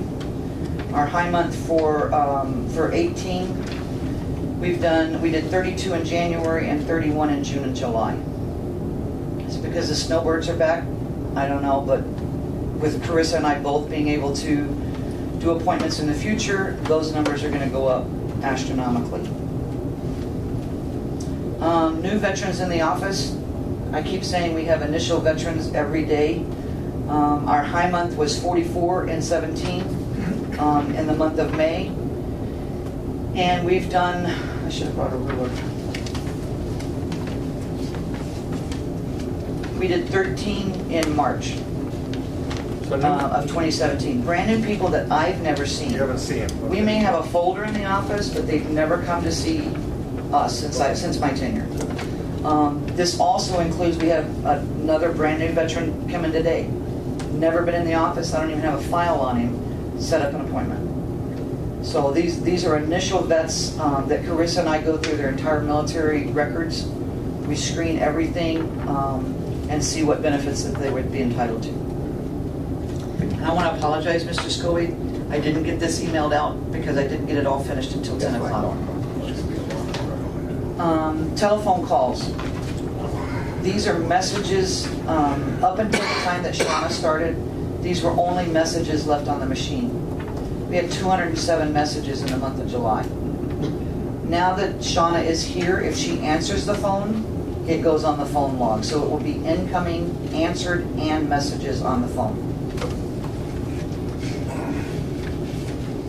Long distance calls out. I can't track how many calls we make because our telephone company doesn't give us that report. It would be nice to be able to track how many calls we make.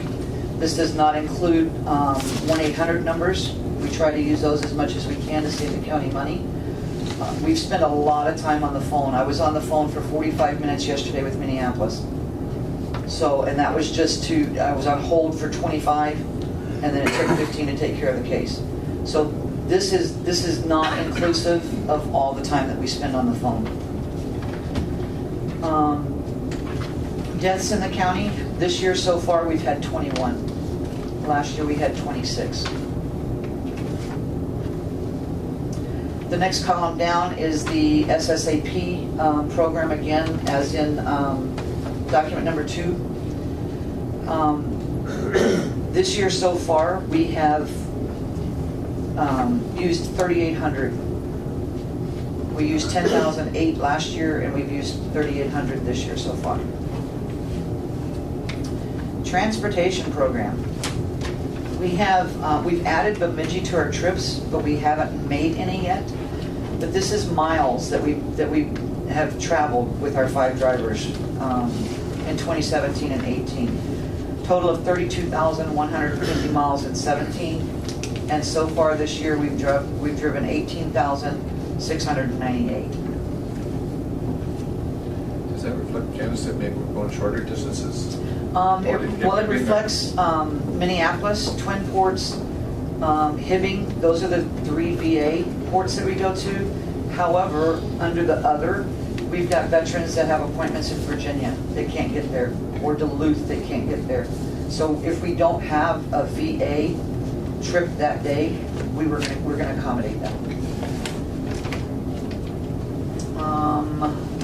We have transported 100 veterans last year in 69 trips, and this year so far we've transported 63 in 38 trips. They transport anyone to Silver Bay for nursing home care, things like that? No. So Silver Bay is residential. Right. So we don't, Silver Bay takes care of those veterans. So they would supply the transportation if the family couldn't. I guess I'm just wondering because, you know. Oh, to get the family to Silver Bay? Carol and I had a good friend there for a long time, and I've always wondered how these veterans are getting transported. I mean, it was built for us, you know, we transported him, but. The family will normally get the veteran there because if they're going there to be a resident and they're not ambulatory, I can't take them anyway. Okay. We're not handicap capable in our van, and our guys are not trained to assist. So if I've got somebody that needs a walker or uses a wheelchair, they have to bring a caregiver with them. And these are only for medical appointments. It has nothing to do with the Silver Bay. Okay. The bottom, the outreach and training, I listed the hours that Carissa and I have done so far this year. The 126 hours and 6 hours for a special project. The 6 hours was the Patriot Assistant Dog Program that was held at the golf course last week. And they raised about $8,000. Derek's goal was to raise $10,000 because that's what it costs for a dog to be given to a veteran. It's at no cost to the vet. He raised $8,000. Next year we're getting a committee together and we're going to raise enough to be able to donate a dog to a vet. Not necessarily this county, because they're in Detroit Lakes and they deal with anybody in the state of Minnesota that needs a dog. They must be highly trained. They are highly trained. Does anybody know Joe Bouzet with Frankie? He was the first, Frankie was the first adopted patron assistant dog. Frankie's all over the state, advertisement. He's been up here, hasn't he? He comes up quite often, and that dog is so receptive. Yeah. They do good training with those animals. Okay, Candace, and Yes, sir. then with the job that Mr. Briggs did on that golf event, start a new event. I mean, obviously, we would like to have bigger participation, and next time, I'm sure it will. Oh, it will be. We just need to get it going, and then you need to stay on it. Yeah. Well, That'd he be a great did fundraiser. this on his own. Yep. Now he knows that it's tough to do a fundraiser on your own. So we're getting a committee together next year, and CVSO will be a part of that committee and assist them. The flag box that we bought last year with our grant money, we've collected 105 flags so far. Absolutely, 105 flags. People are bringing in POW flags, American flags, Canadian flags, state flags, the little stick flags. They're not even throwing those away. They're taking the flag off and sticking it in the box. So it was a very, very worthwhile purchase, in my opinion. Flags are not winding up at the dump. Yeah. They're coming to us. Any questions on the monthly report? What do you do with them then? Is there a central? I fold them. I use the table by the box and I fold them the way they're supposed to be folded. And then I give them to the VFW and the VFW does the destruction. Okay. Go ahead. Back to the deaths in the county. Yes, sir. If you've never been to a Memorial Day where they have the events at the cemeteries and they read off all the names, that's when it really hits you how many veterans you lose in a year. And we all know, every year we know some of the names, too many of them. Absolutely. Absolutely. Included in that number is also if we have a widow that collects DIC, if they're collecting a VA benefit, they're included in our death numbers to the board, not to the state. Can I ask a question? Excuse me. Do you still hold the file of a deceased veteran that's up there? Sir, I do not destroy any file. Okay, so they keep building up, Yes, no sir. matter if the veteran is dead or not? Yes, sir. Okay, They're not included in my total numbers, right. but they're included in our office. We get rid of anything that's not pertinent. We keep their military discharge, their death certificate, and their last rating Okay. is kept in their file. In DD 214s, That's their discharge, yes, Okay. 8214, a lot of the absolutely. spouses have no clue. I definitely do not destroy DD 214s. Now, prior to me, once somebody was deceased for 25 years, the file was destroyed, the 214 was kept on a card. Okay. I don't do that. That's not the way I manage my files. Any more questions on number 3? Okay. So number 4. Number 4 is a cumulative report from 1996, which is when the VA first started doing the GDX, the expenditure report, to current.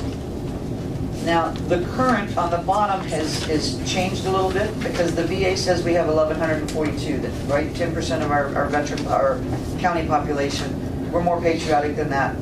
I counted the folders myself personally. We have over 1,500.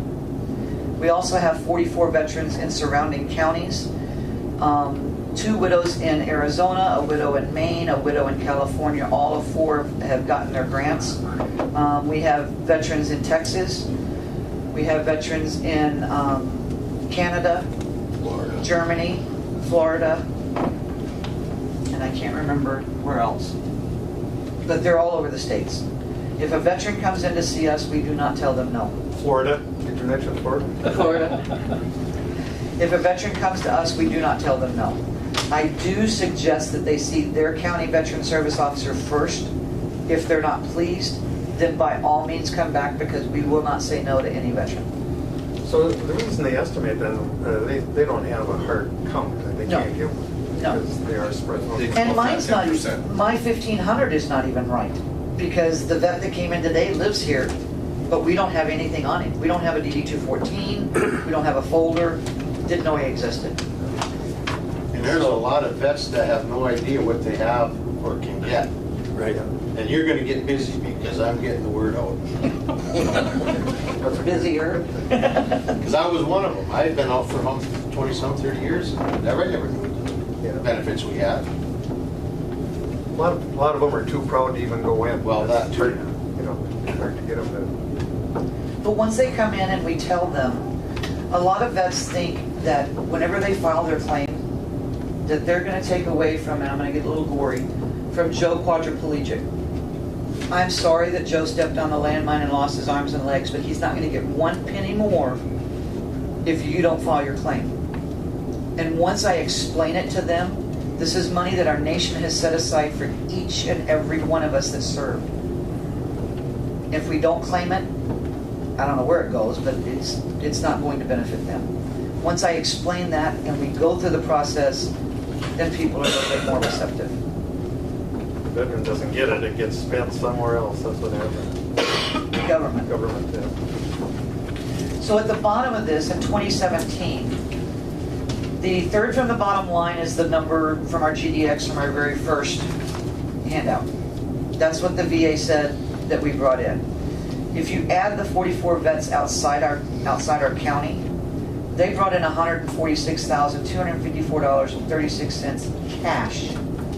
That's not their medical benefits, that's a cash number. The $12,900 is educational cash. I went through the pay program at the VA last night and got those numbers. So those, if we add those to our numbers, our total expenditure is $9.5 million into this county and the veterans that we serve outside the county. 5.7 million of that is cash. Spent locally. Spent locally. Even our vets, we've got a whole bunch from Lake of the Woods in St. Louis County. They're not going to go to their county seats and spend that money. They spend it right here in Cooch County. Menards and Kmart and the grocery stores. So that's money that is spent inside this county. Any questions on number 4? Big number. Big number. It's a huge number. Number 5, and I think we're halfway done. Number 5 is basically my report card from the time that I started until now. And then when I got Carissa in here, the number doesn't look that fantastic. If you look at the bottom in the blue, or the bottom yellow one, we've only increased it by 76,000 according to the VA's numbers.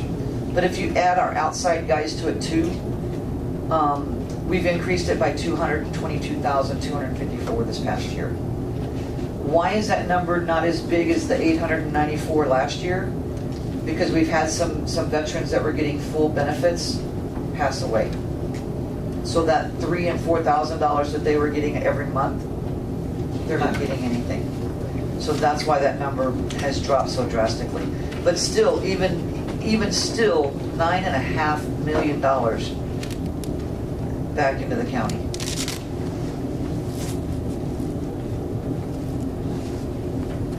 We were bringing 6.7 the first year that I took over. On sheet number 6 is the cumulative from those numbers on sheet number 5. Because I'm not a great spreadsheet person and can't put it all together real good. But the bottom line is number 6. In my 4.5-year tenure, $2.746 million. Healthcare, death benefits, cash back into the county. Over $2 million cash alone into the county. With my operating budget last year, we actually spent $76,000 of my budget. So our return in the CVSO's office from our budget versus what we brought back in economically is 125% return.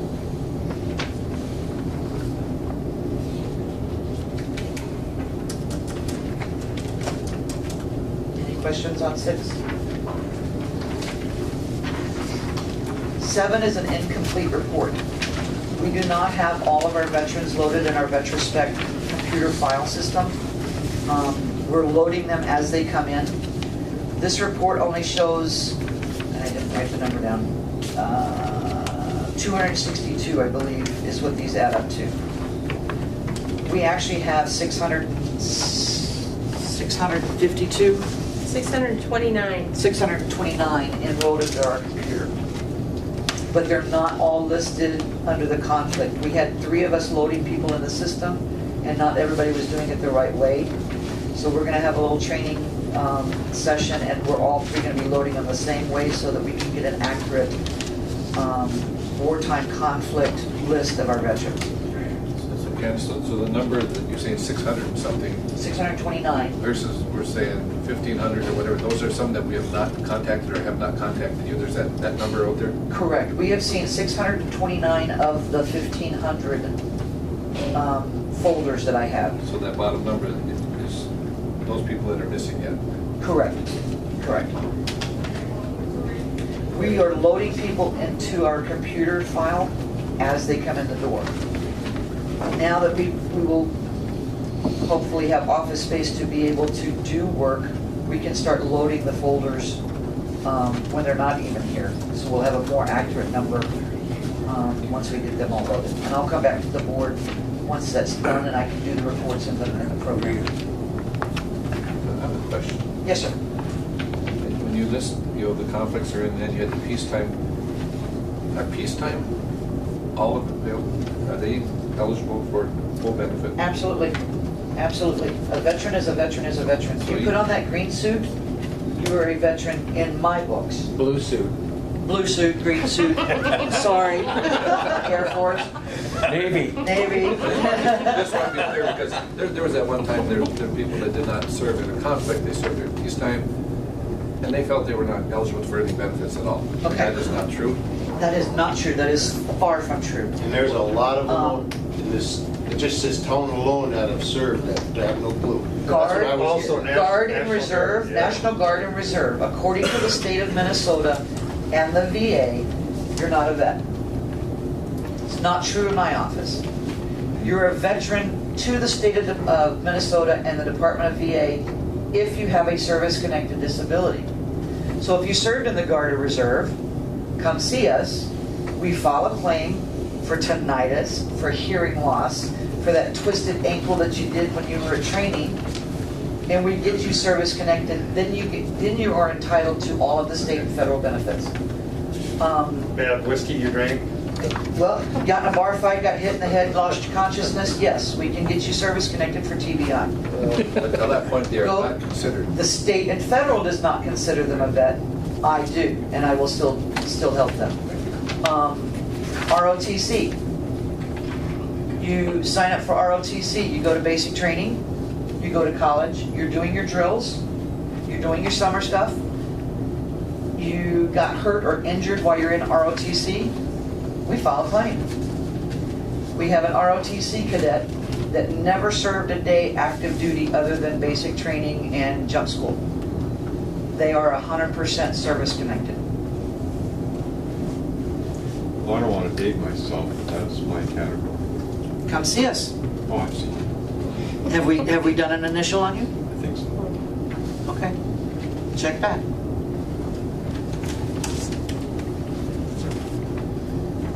Any other questions? A lot of people serve at that armory. Yes, sir. Yes, sir. We've got several reservists that served at that armory that are service connected for their hearing loss. That's a biggie because that's a foot in the door for medical care. It's a biggie for hearing aids because they run $7,000 to $12,000. If you're service connected for tinnitus or hearing loss, you get free hearing aids. So that's yeah. That was all heavy equipment. Yep. All right, number 8 is a new report that Minneapolis VA has been putting out. The first one, number 8, is from May. This is cash benefits by county, by veteran, by case. So if you look, the first column is 406 compensation claims. 406 people get a compensation check every single month. for the total of $406,453. The next column is our widows. We've got 28 widows in the month of May that received $36,651. We've got 15 live pension. Live pension is they served during a wartime, not necessarily in combat, but they served during wartime, but they're low income. They do not make more than $1,072 a month. They may get a Social Security check of $650. The VA will make up that difference to $1,072. So we've got 15 low-income veterans. We've got 5 veterans that receive death pension in the month of May. Burial benefits, service-connected death, plot reimbursement, that goes into that number. The burial, you said? If you're, but there's a difference between if you're service-connected or if you're not. You get $250 if you're not service-connected. If you're service-connected, you get $2,000. So where they're getting these numbers from, I don't know. They're saying that we had 454 people in the month of May that received $467,306.81. It's not including our out-of-county veterans that receive $107,000 a month. I lost my paper.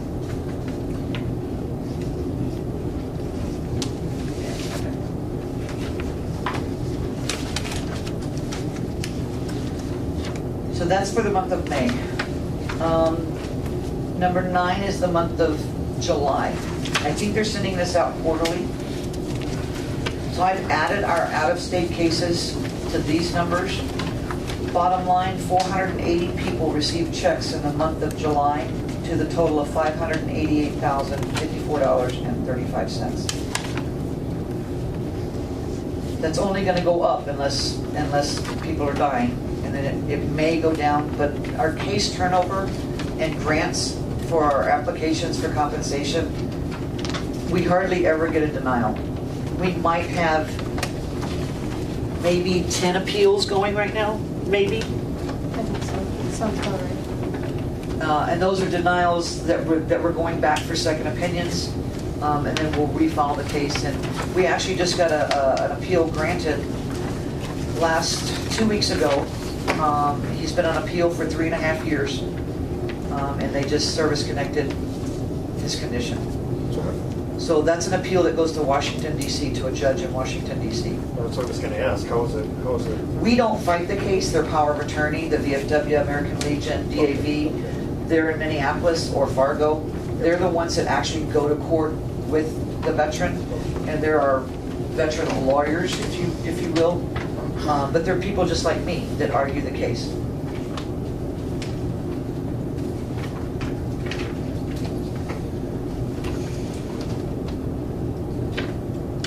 This is just cash compensation.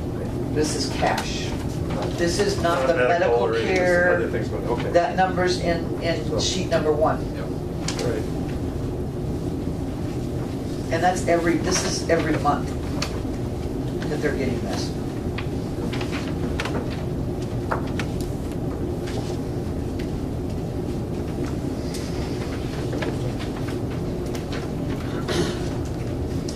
So this makes it easy to understand. Well, I'm sorry for so many handouts, but I couldn't put it all on one to where it made sense to me. And this just made more sense to being able to explain it this way.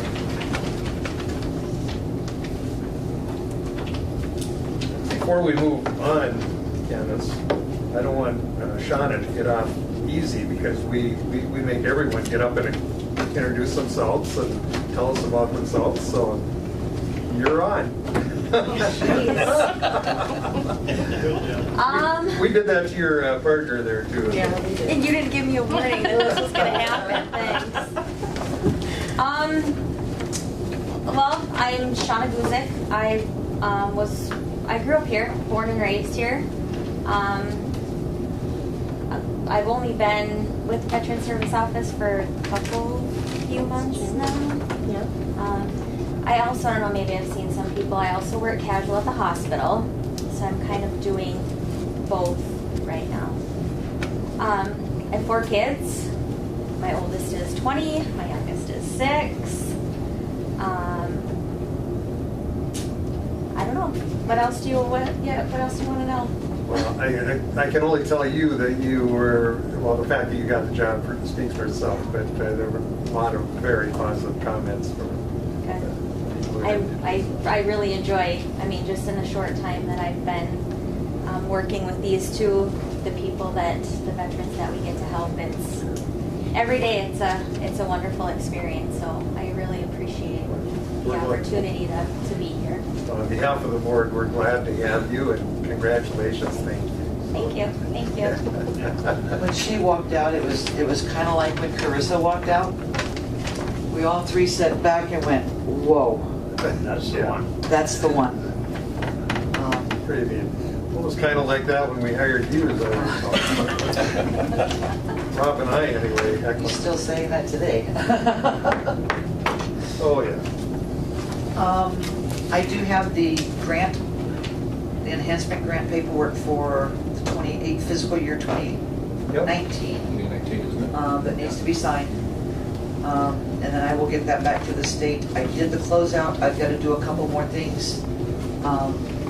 They found some errors in my reports, so I need to get that cleaned up, get that back to them before they will issue the money for. Well, before we leave this, let's see if there's any comments from the board, but I mean, I always point it out. Besides helping veterans, this is an economic development issue for Koochiching County. Big time. This shows the money that comes in here, let alone the military stuff. That's why I love seeing the numbers and the comparison the past years, how it's growing, and they're all to be commended for that. And veterans for coming in, because that is an issue. There's a lot of veterans who refuse to come in. We all know some. I know a bunch of them. Yeah. But what are you gonna do about the room? They need room. Let's get right down to the nitty gritty here. They need a little more room than what they got. What's that? They'll be there pretty soon. He's been on Florida quite a while, so They ought to use this room. You guys go upstairs. all right, back to the resolution though, on the enhancement. So move to adopt the resolution. We've got a motion by Commissioner Norby. Second. Second by Commissioner Skoye. Discussion? Go ahead. What is the total in the grant? Right now, it's 10,000. 10,000. It's on your veteran population, and it's never guaranteed from year to year. And what can we use that grant for? It's an enhancement grant. It's supposed to be used to enhance our operations. When we do our stand down every other year, we buy lunch. MACD helps with that. We can spend $500 for food. Last year we bought bags, the reusable, recyclable bags with all of our information on it. We give those to the vets at the stand down so that they can put their stuff in it. We use it for second opinions for medical appointments. You come in, you file a claim, you were denied, we're going to send you off to our specialist to get a second opinion. We can pay for those medical bills with this. I've been using quite a bit of it for gas for the veterans' transportation, for the hotel accommodations for our drivers. We can use it for our training, for our hotels. We can use it for advertising. This year we sponsored a softball team. And I don't see them here yet. They won first place. So we're getting a big trophy to put in our office. She wanted to present it at the board and bring the girls in, but I don't know if they're going to come or not. So we did that. We did, I did $1,200 worth of radio advertisements. It was called a Bronco sponsor packet, but at every Bronco event, they run our ads. Nikki, my daughter, actually works at the radio station. She came up with this Military Day in History. And as long as it states on there, the link vet, then it can be used for that. But it gets the word out that the VSO is here and we're here to do business. People may not know that they qualify for DIC if their husband died of a service-connected death. Their widows can come in. There was 3 major ones that she ran. We can use it for furniture. We're gonna have to get new chairs when we move. I don't want cloth chairs. They're gonna have to be leather or vinyl chairs. We've gone through probably 3 or 4 chairs in the office due to bodily functions, and that's just not gonna work. We can get office chairs, we can get shredders. We're gonna have to get shredders now because we're not gonna have the shredding capability. Headsets for our telephones, we get that. So it's things that the county doesn't provide money for, that it can make my county budget smaller, but we can still operate. We operate above salaries on about $5,000-ish for office supplies, training, travel, everything. With this, we can actually buy extra office supplies. We bought the pens with our name and address on it. We bought 1,500 coins 2 years ago for our Vietnam Veterans Parade. Every veteran that comes in to see us gets a coin. And it's a Cooch coin, and it's not anything that any other county has. It could be used for like temp hires. There's a whole, probably should have just opened the page and read it to you. That's all right, I just want. But that's But also, that's the ball. It's important that whenever we get grants, that we do spend those grants. Oh, Because we spent there's- all but $4.24 That's this pretty year. good. Yes. I have to spend all but 25. Anything over 25, I have to send back. So I make sure that I don't give money back to the states. Even if it's just going out and getting boxes of files, or our business cards, our pre-addressed envelopes, office supplies that our $1,500 budget doesn't cover.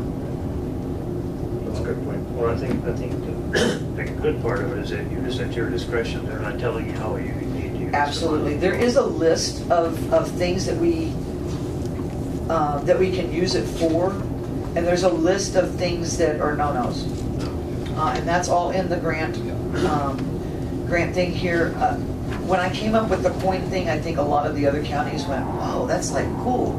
And then the state put a stop because I spent $7,500 of it that year.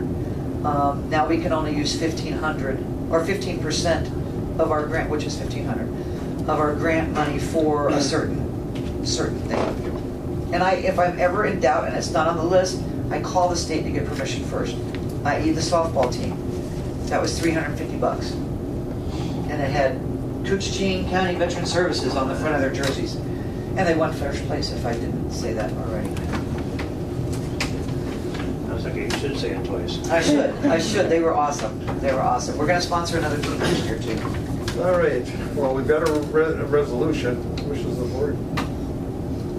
Do we have a motion second? Yes, we do. Oh, yeah, Yes, okay. Anything else on this?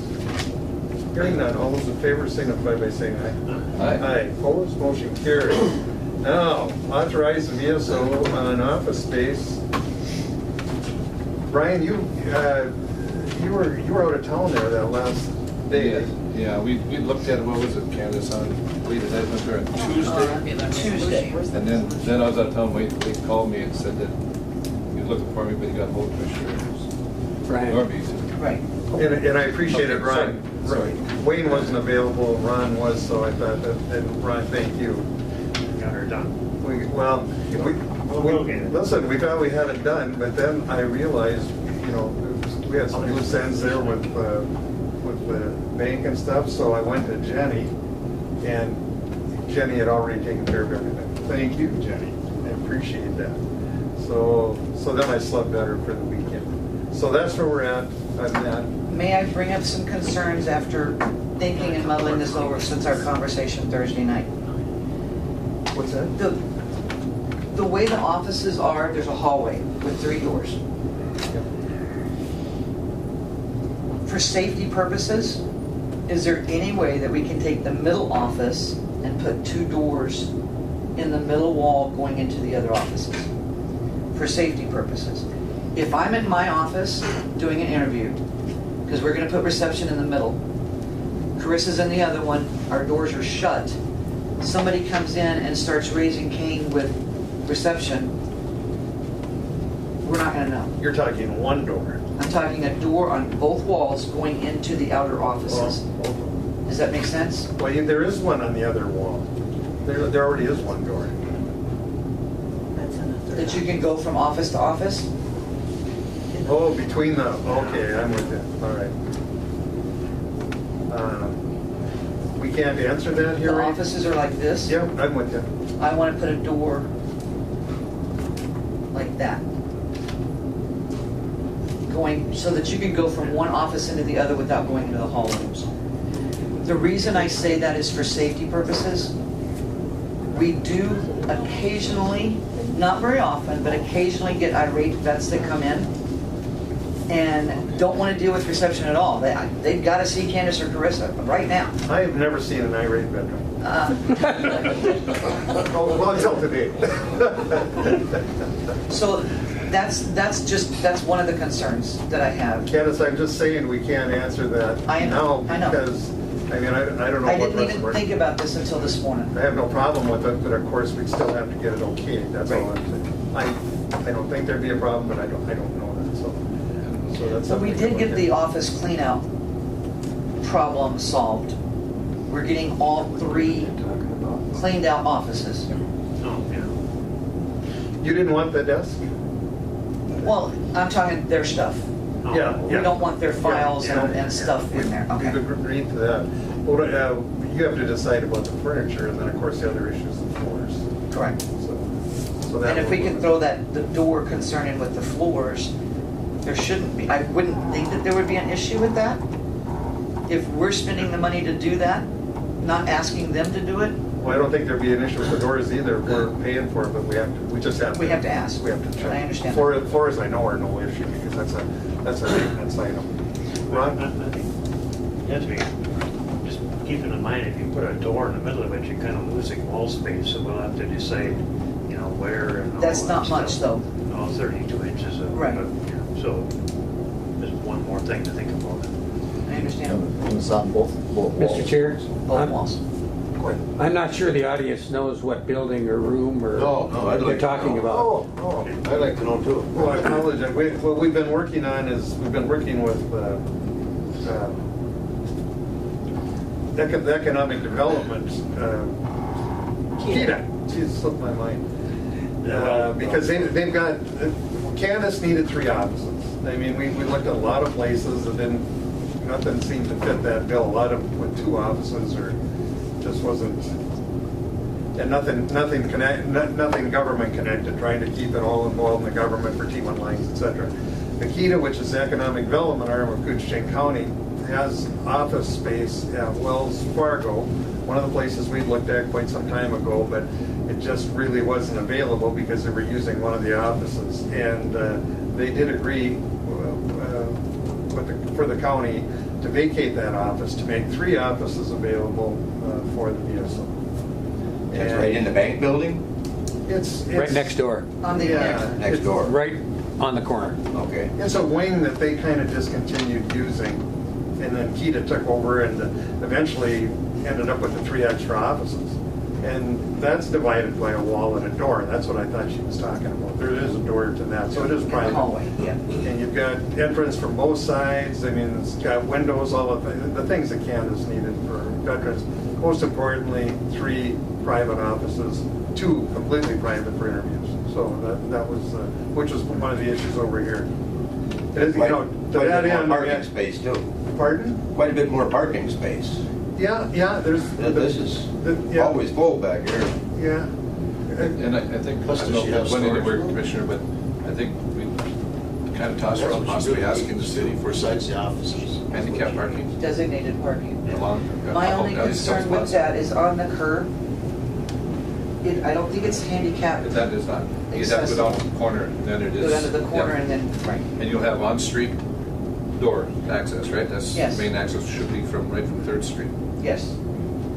So anyway, If we could get 2 spots in front of that door and then the side street dedicated to that office, that would be phenomenal. We'll see what we can do with that. So anyway, if the board supports this, that office space is then available to the Veteran Service Office. Things that Brian are talking about that Ron and I looked at was, how do we get handicapped veterans in there? And so we're gonna approach the city about handicap, putting some rate, at least a couple of spots right there for handicapped veterans. Can they come in the back door?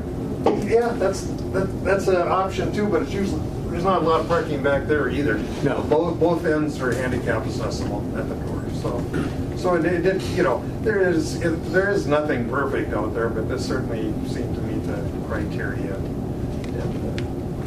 And it worked, worked good for the county too, because the T1 lines are already into that facility. So to that end, that's where we're at. If the board approves this today, then we can move forward. Everything else is in place. We'll have to look at the door issue. Probably do that. Any motion, Mr. Chair? Yeah, yep. I'll move that on that issue there, authorizing. All right, we've got a motion by Commissioner Spoy,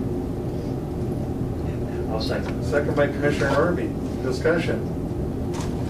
Go ahead, I Ron. think we can work out any little small, Yeah. it's relatively cheap, or so to speak. We can work out all the details and concerns and the flooring issue and all that stuff. I think we can take care of all those things. And you said you were concerned about the door. If we could put a pocket door in there, then we're not worried about losing that space. There's a pocket door to where if we're not doing interviews, we can open that and still be able to. I mean, there's several times where I know when I'm there, when Carissa first started, until everybody gets used to our staff and the confidence in all three of us, sometimes we, and even still this day, when I'm in there by myself, and there's a handful of vets that tend to not scare me per se, but put me uneasy, and I don't want anybody to feel that way. I don't want like that. I do too. I had to sit next to him in school all my life because their names were almost identical, so. But I won't mention any names. Mr. Chair, I think the important thing, Candace, is we go in and get you moved over there and start getting used to being that. Absolutely. And then, as things arise, we're going to have to adapt to some of these things. And obviously the door issue and the on-street parking, but the main thing is let's get started. Get started so we can start doing our 8 interviews a week. So hopefully this will all work out. And I got to tell the audience, I mean, I want to thank my board because, I'm the veteran up here, but without the board support, we've done a lot of things since Candace started, including move her to that is the best office and largest in the county with a private entrance to the parking lot, which is ideal. But business has gotten bigger and she needs a couple years to get caught up. Then things, we can go back to a more normal style. We've hired, we've hired 2 people since Candace started. So we've certainly, the county has spent some money trying to make life better for veterans here. And again, I appreciate my board because without them it wouldn't happen. As far as the space issue, it's just, to find something that works for everyone, and it took a while. We looked a lot of places. The Armory came up, and I couldn't think of a better site for a veteran service office than the Armory, but after we talked, Candace, I forgot, we've still got that tied up till April in that conversion. So if that goes away, we're still going to be considered for the Armory. Depends on what for future. Depends on what the county. If we get it back. Yeah, what the county does with it. So that's a decision that is going to be made. And the county doesn't have to move me. I got 1,500 vets that'll come in and move a box each. Yeah, I didn't say you guys are the county. Yeah, we're the final say. I mean, it would be a nice building. So we'll know where to come back to. Campus. DNR, Highway Patrol, Yep. Ready, CSO. We're going to hear from the audience. Call me. My name's Rennie Calder, and I'm a vet. My brother's a combat vet. My daughter's a vet. My disability started in 1971, and it stayed pretty low for a long time. And so I dealt with various veteran service officers in Koochiching County. It wasn't until Candace came on board that I got a significant bump in my rating. So I know from personal history what kind of job she's doing, as well as Carissa. And I just want to give a little testimony that this group of gals in Naushana are just fantastic. So I want to thank the board for all their efforts, and I want to thank Candace and her crew for what her efforts have meant to my life. And I would use a term that now famous New York attorney used. He said he'd take a bullet for someone. Well, he's now pled guilty to several felonies, so I don't know if I want to use that. I've been watching that term, but I would do anything for these three ladies because what they've meant to my life, and that can be compounded by probably every vet sitting in this office that has used her facility. She has gone way overboard in her efforts to help us. And this county is full of patriots and people that have served their country and love their country. So I just want to thank Candace and Carissa and Naushana for everything they've done, and also you guys on the board that have worked to help make her life easier and her job better. I certainly second that. Same here. Thank you, Randy. They've done more, or she's unreal. Well, we hired her, I'll just tell my own personal story. We hired her, and the first thing she said is, "You come down and see me." And so I'm not that good at that kind of stuff. So Carol went with me and changed my life too. That's all I can tell you. I'm still waiting on one other commissioner to come see me. So some are a little slower. Oh, thanks. All right, well, we got the motion on the table. Go ahead, Ron. Any? I just didn't want her to leave right away. No. We had one issue that was discussed. Yeah, we have one. Oh. After this vote. Oh, absolutely. So anyway, let's get back to any further discussion on the question. Chair will call the question. All those in favor? Aye. Opposed? That motion carried. Okay, right. No, we had the one more issue that we moved off when Candace was here. Oh, yeah. What was that? We just didn't want to Oh, yes. The Beltrami County request. Do it.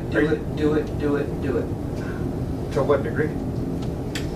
Whatever we can. Has any other county contributed? That's what I'm waiting for. The VA has approved 3 new nursing homes. By the way, for the audience, again, we're talking, the city of Bemidji or Beltrami County has built a long-term, or going to build a long-term nursing care facility, kind of like the one where Bill Torson was at Silver Bay. So, it's a good thing in the sense that it's closer, for veterans here, because going to Silver Bay, go see Bill was a long trip for anyone else that was in there as a veteran from this community.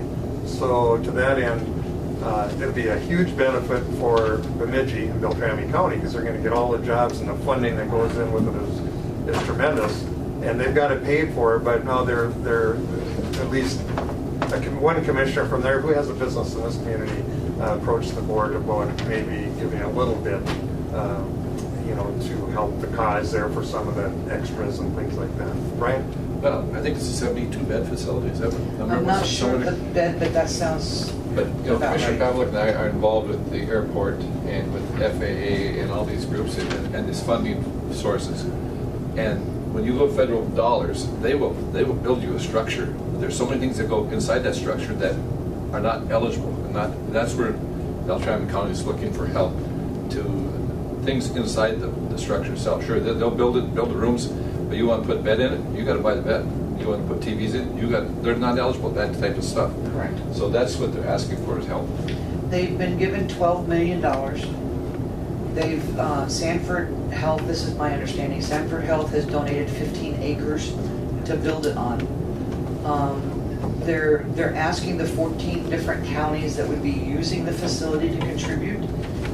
So they're not asking for, just Koochiching County. the way I look at it is if my condition gets worse and I have to go to a nursing home, I would much rather go to Bemidji than go to Silver Bay. Silver Bay in the wintertime, I'd never see my family. It's 5-hour one way. So do it. We need to support. It's not, let's help the nursing home or let's help our CVSO that's local. Because if you're helping the nursing home, you are helping our local vets. And we can do both. So I think we need a report on what everyone's doing. It would have been probably better if they had asked for a fixed amount but on the other hand, some counties are wealthier than others, that type of thing. So I think that's how they were thinking. I'm not sure. They want you to contribute what you can contribute. So we'll. Every dollar is gonna help. We just wanted to hear your opinion. Every dollar that they raise, the federal government's gonna raise 2 to 1. Yeah, there's 2 to 1. So if we give them 50,000, the government's gonna give them 100,000 in addition to that. So, yeah, do it. That's my opinion. That's what we were looking for. Something we'll take up. I would still like to. I still would like to see what other counties contribute. So we've got. I think we need, they're asking. And I can get with Scotty. Did you get us that information? Yep, I can do that. I called Scotty on Friday. But wasn't there a date? I think there was a date though, it has to be anyway. It's gonna be committed but not given. Right.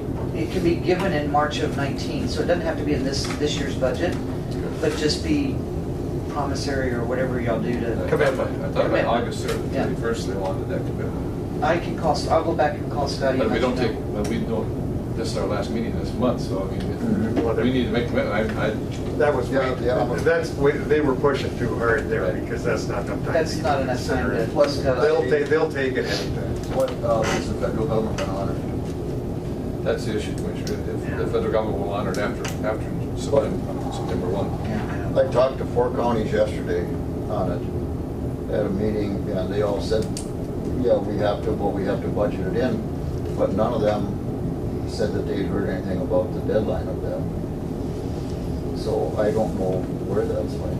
They've got to know that county budgets aren't finalized until after the fiscal. Yeah, I don't know. But this is a federal issue, though, I think, Candace. I think this is a edict from the federal government. But even the federal government, their budgets start in 1 October. Yes, they're on the That fiscal. they finalize in September, so, And I yeah. can't imagine the federal government putting something out on that short a notice because nobody's going to be able to respond. You guys all have copies of the letter that we got from KMAC that explains the dates. Does it say that date? Yes, it says the task force is has committed to let the state officials know how much local money has been pledged by August 31st, 2018. The state official, including Veterans Affairs and Department of Administration, are writing the federal grant that will result in success or failure for this project to occur. And then it says, please send me a reply by August 29th, 2018. Tomorrow. But they're not saying that's a deadline, they're saying that that's what the state official put out. And why would they give such a short notice? That's not good government. That makes me nervous. But I think we could let them know we are in favor of a commitment, but we need a little time to look at that too. Probably like budget, which we're doing today. We got budget stuff in it? Yes, we do. I've got just one announcement. October the 19th is a Friday night. We're gonna do an Oktoberfest fundraiser. MACV works out of Duluth, they're the Minnesota Association Council for Veterans. Before I took over, they had done a spaghetti dinner or some kind of fundraiser and gave the money to MACV solely for Koochiching veterans. It's to help with housing, with utilities, with if they're behind on their mortgage. So it's to help out our vets. We're the only county getting this? No, this is money that I give to MACV, but it's dedicated to my vets, to be used for my vets. The state gives them money also. I think we're down to about $1,500 in our funds that we raised before I started. So we're planning an Oktoberfest. We hopefully are going to be doing it at the Union Hall. Union Hall. It's going to be brats and chips. We're gonna do raffles. We're gonna do a live auction. If Mr. Dean can be our auctioneer, we're gonna auction off about 12 things. We're getting donations in. So it's gonna be a great cause. All the money that we raise will go straight to MACD. Put it on your calendar. Approve that you can all be there at one time if you need to, or whatever you gotta do. It's gonna be a great thing. It's gonna be a jam session. We've got musicians already lined up. He plays too. See, so it's going to be a fun night. It's going to start about 5-ish, auction about 7. Like I said, just about a dozen items. Anything more than that is going to be too long. No silent auction, but we're going to do raffles and door prizes, and it's going to be a good cause. I only play on the north arm when way up and no one can hear you. Okay. All right. Well, that's good information. And that's all that I have. All right. Anything else? Go ahead. I'd like to go back to Memorial Day and thank her for the flags that she's taken and given to the VFW. Yes. I belong to a motorcycle club, and the last couple of years we've been showing up at that. Yeah. And I never realized how much the people loved it. And they give us all the flags to put on our bikes for that ride, and we go to all the cemeteries that have a service. So it's very appreciated. I would encourage the county board to kick in some funds for that vet home in Bemidji. It's 100 miles away. It's next to a fantastic worldwide hospital in Sanford. Yeah. And we got 1,500 plus vets here. There's no doubt in my mind that there are going to be people that are going to use that facility. It is unfortunate they only have 72 beds, because I have a feeling that folks in this room and others would fill that place in a heartbeat. So please, give. It isn't about the jobs in Beltrami County or the city of Bemidji. It's about doing something right for the vets. And traveling that 10-hour drive round trip in January, no thank you. That's an understatement, because Carol and I have done it many times. I just believe, Mr. Chair, that I think we need to go to that. I don't think we can wait till after September 1st. You know what, I just read through, they want, I think they need their best estimate by the 31st so that they can work on the design work. So, it's a little bit unclear whether they actually meet the deadline for the grant funds. It sounds like the grant is in the process of being written, so. But maybe we can talk about it during budget, and I can give Kay an estimate. Oh, that's right. She's a straight shooter, and I know, what was it? It was Jim Koochiching that was up here? Right. Yeah. He's about as conservative as they come. And if he's asking for money, they really need it. So I would encourage the board to give, or do it, as Kansas said.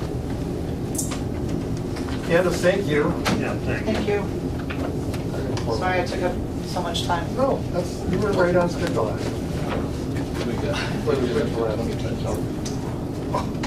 don't know. The 19th. I don't know. We're gonna do something. We'll talk about it, I'm fun sitting on that, but we can't act on it. They're not asking for action. I would never act on something without something in writing and knowing what's going on. And I agree. That's got us in trouble with that. Any other business for this board? Motion to adjourn. Thank you. We gotta go public comments. Oh, yeah, public comment. Anyone here for public comment? By the way, you got everyone's names? No, I did not. I did not get the gentleman that had public comment right there. Alan Barron? Alan Barron. The other one? Alan? Russ Dahl. Russell Dahl. Okay. Frank, you were in there for a while. That's Frank Pavick. Way over there on the corner. If he didn't speak, I don't need to have their names. Oh, yeah, he spoke. He's had a few words. Well, I don't think It might well. maybe minutes. He's always got a few words. A man of few words. Okay, anyone else for public comment? All right, hearing none. Koochiching County redevelopment, that's for committee. That's committee of the whole. Oh. So we're going to adjourn and then go to committee. So we are behind by a half an hour. All right,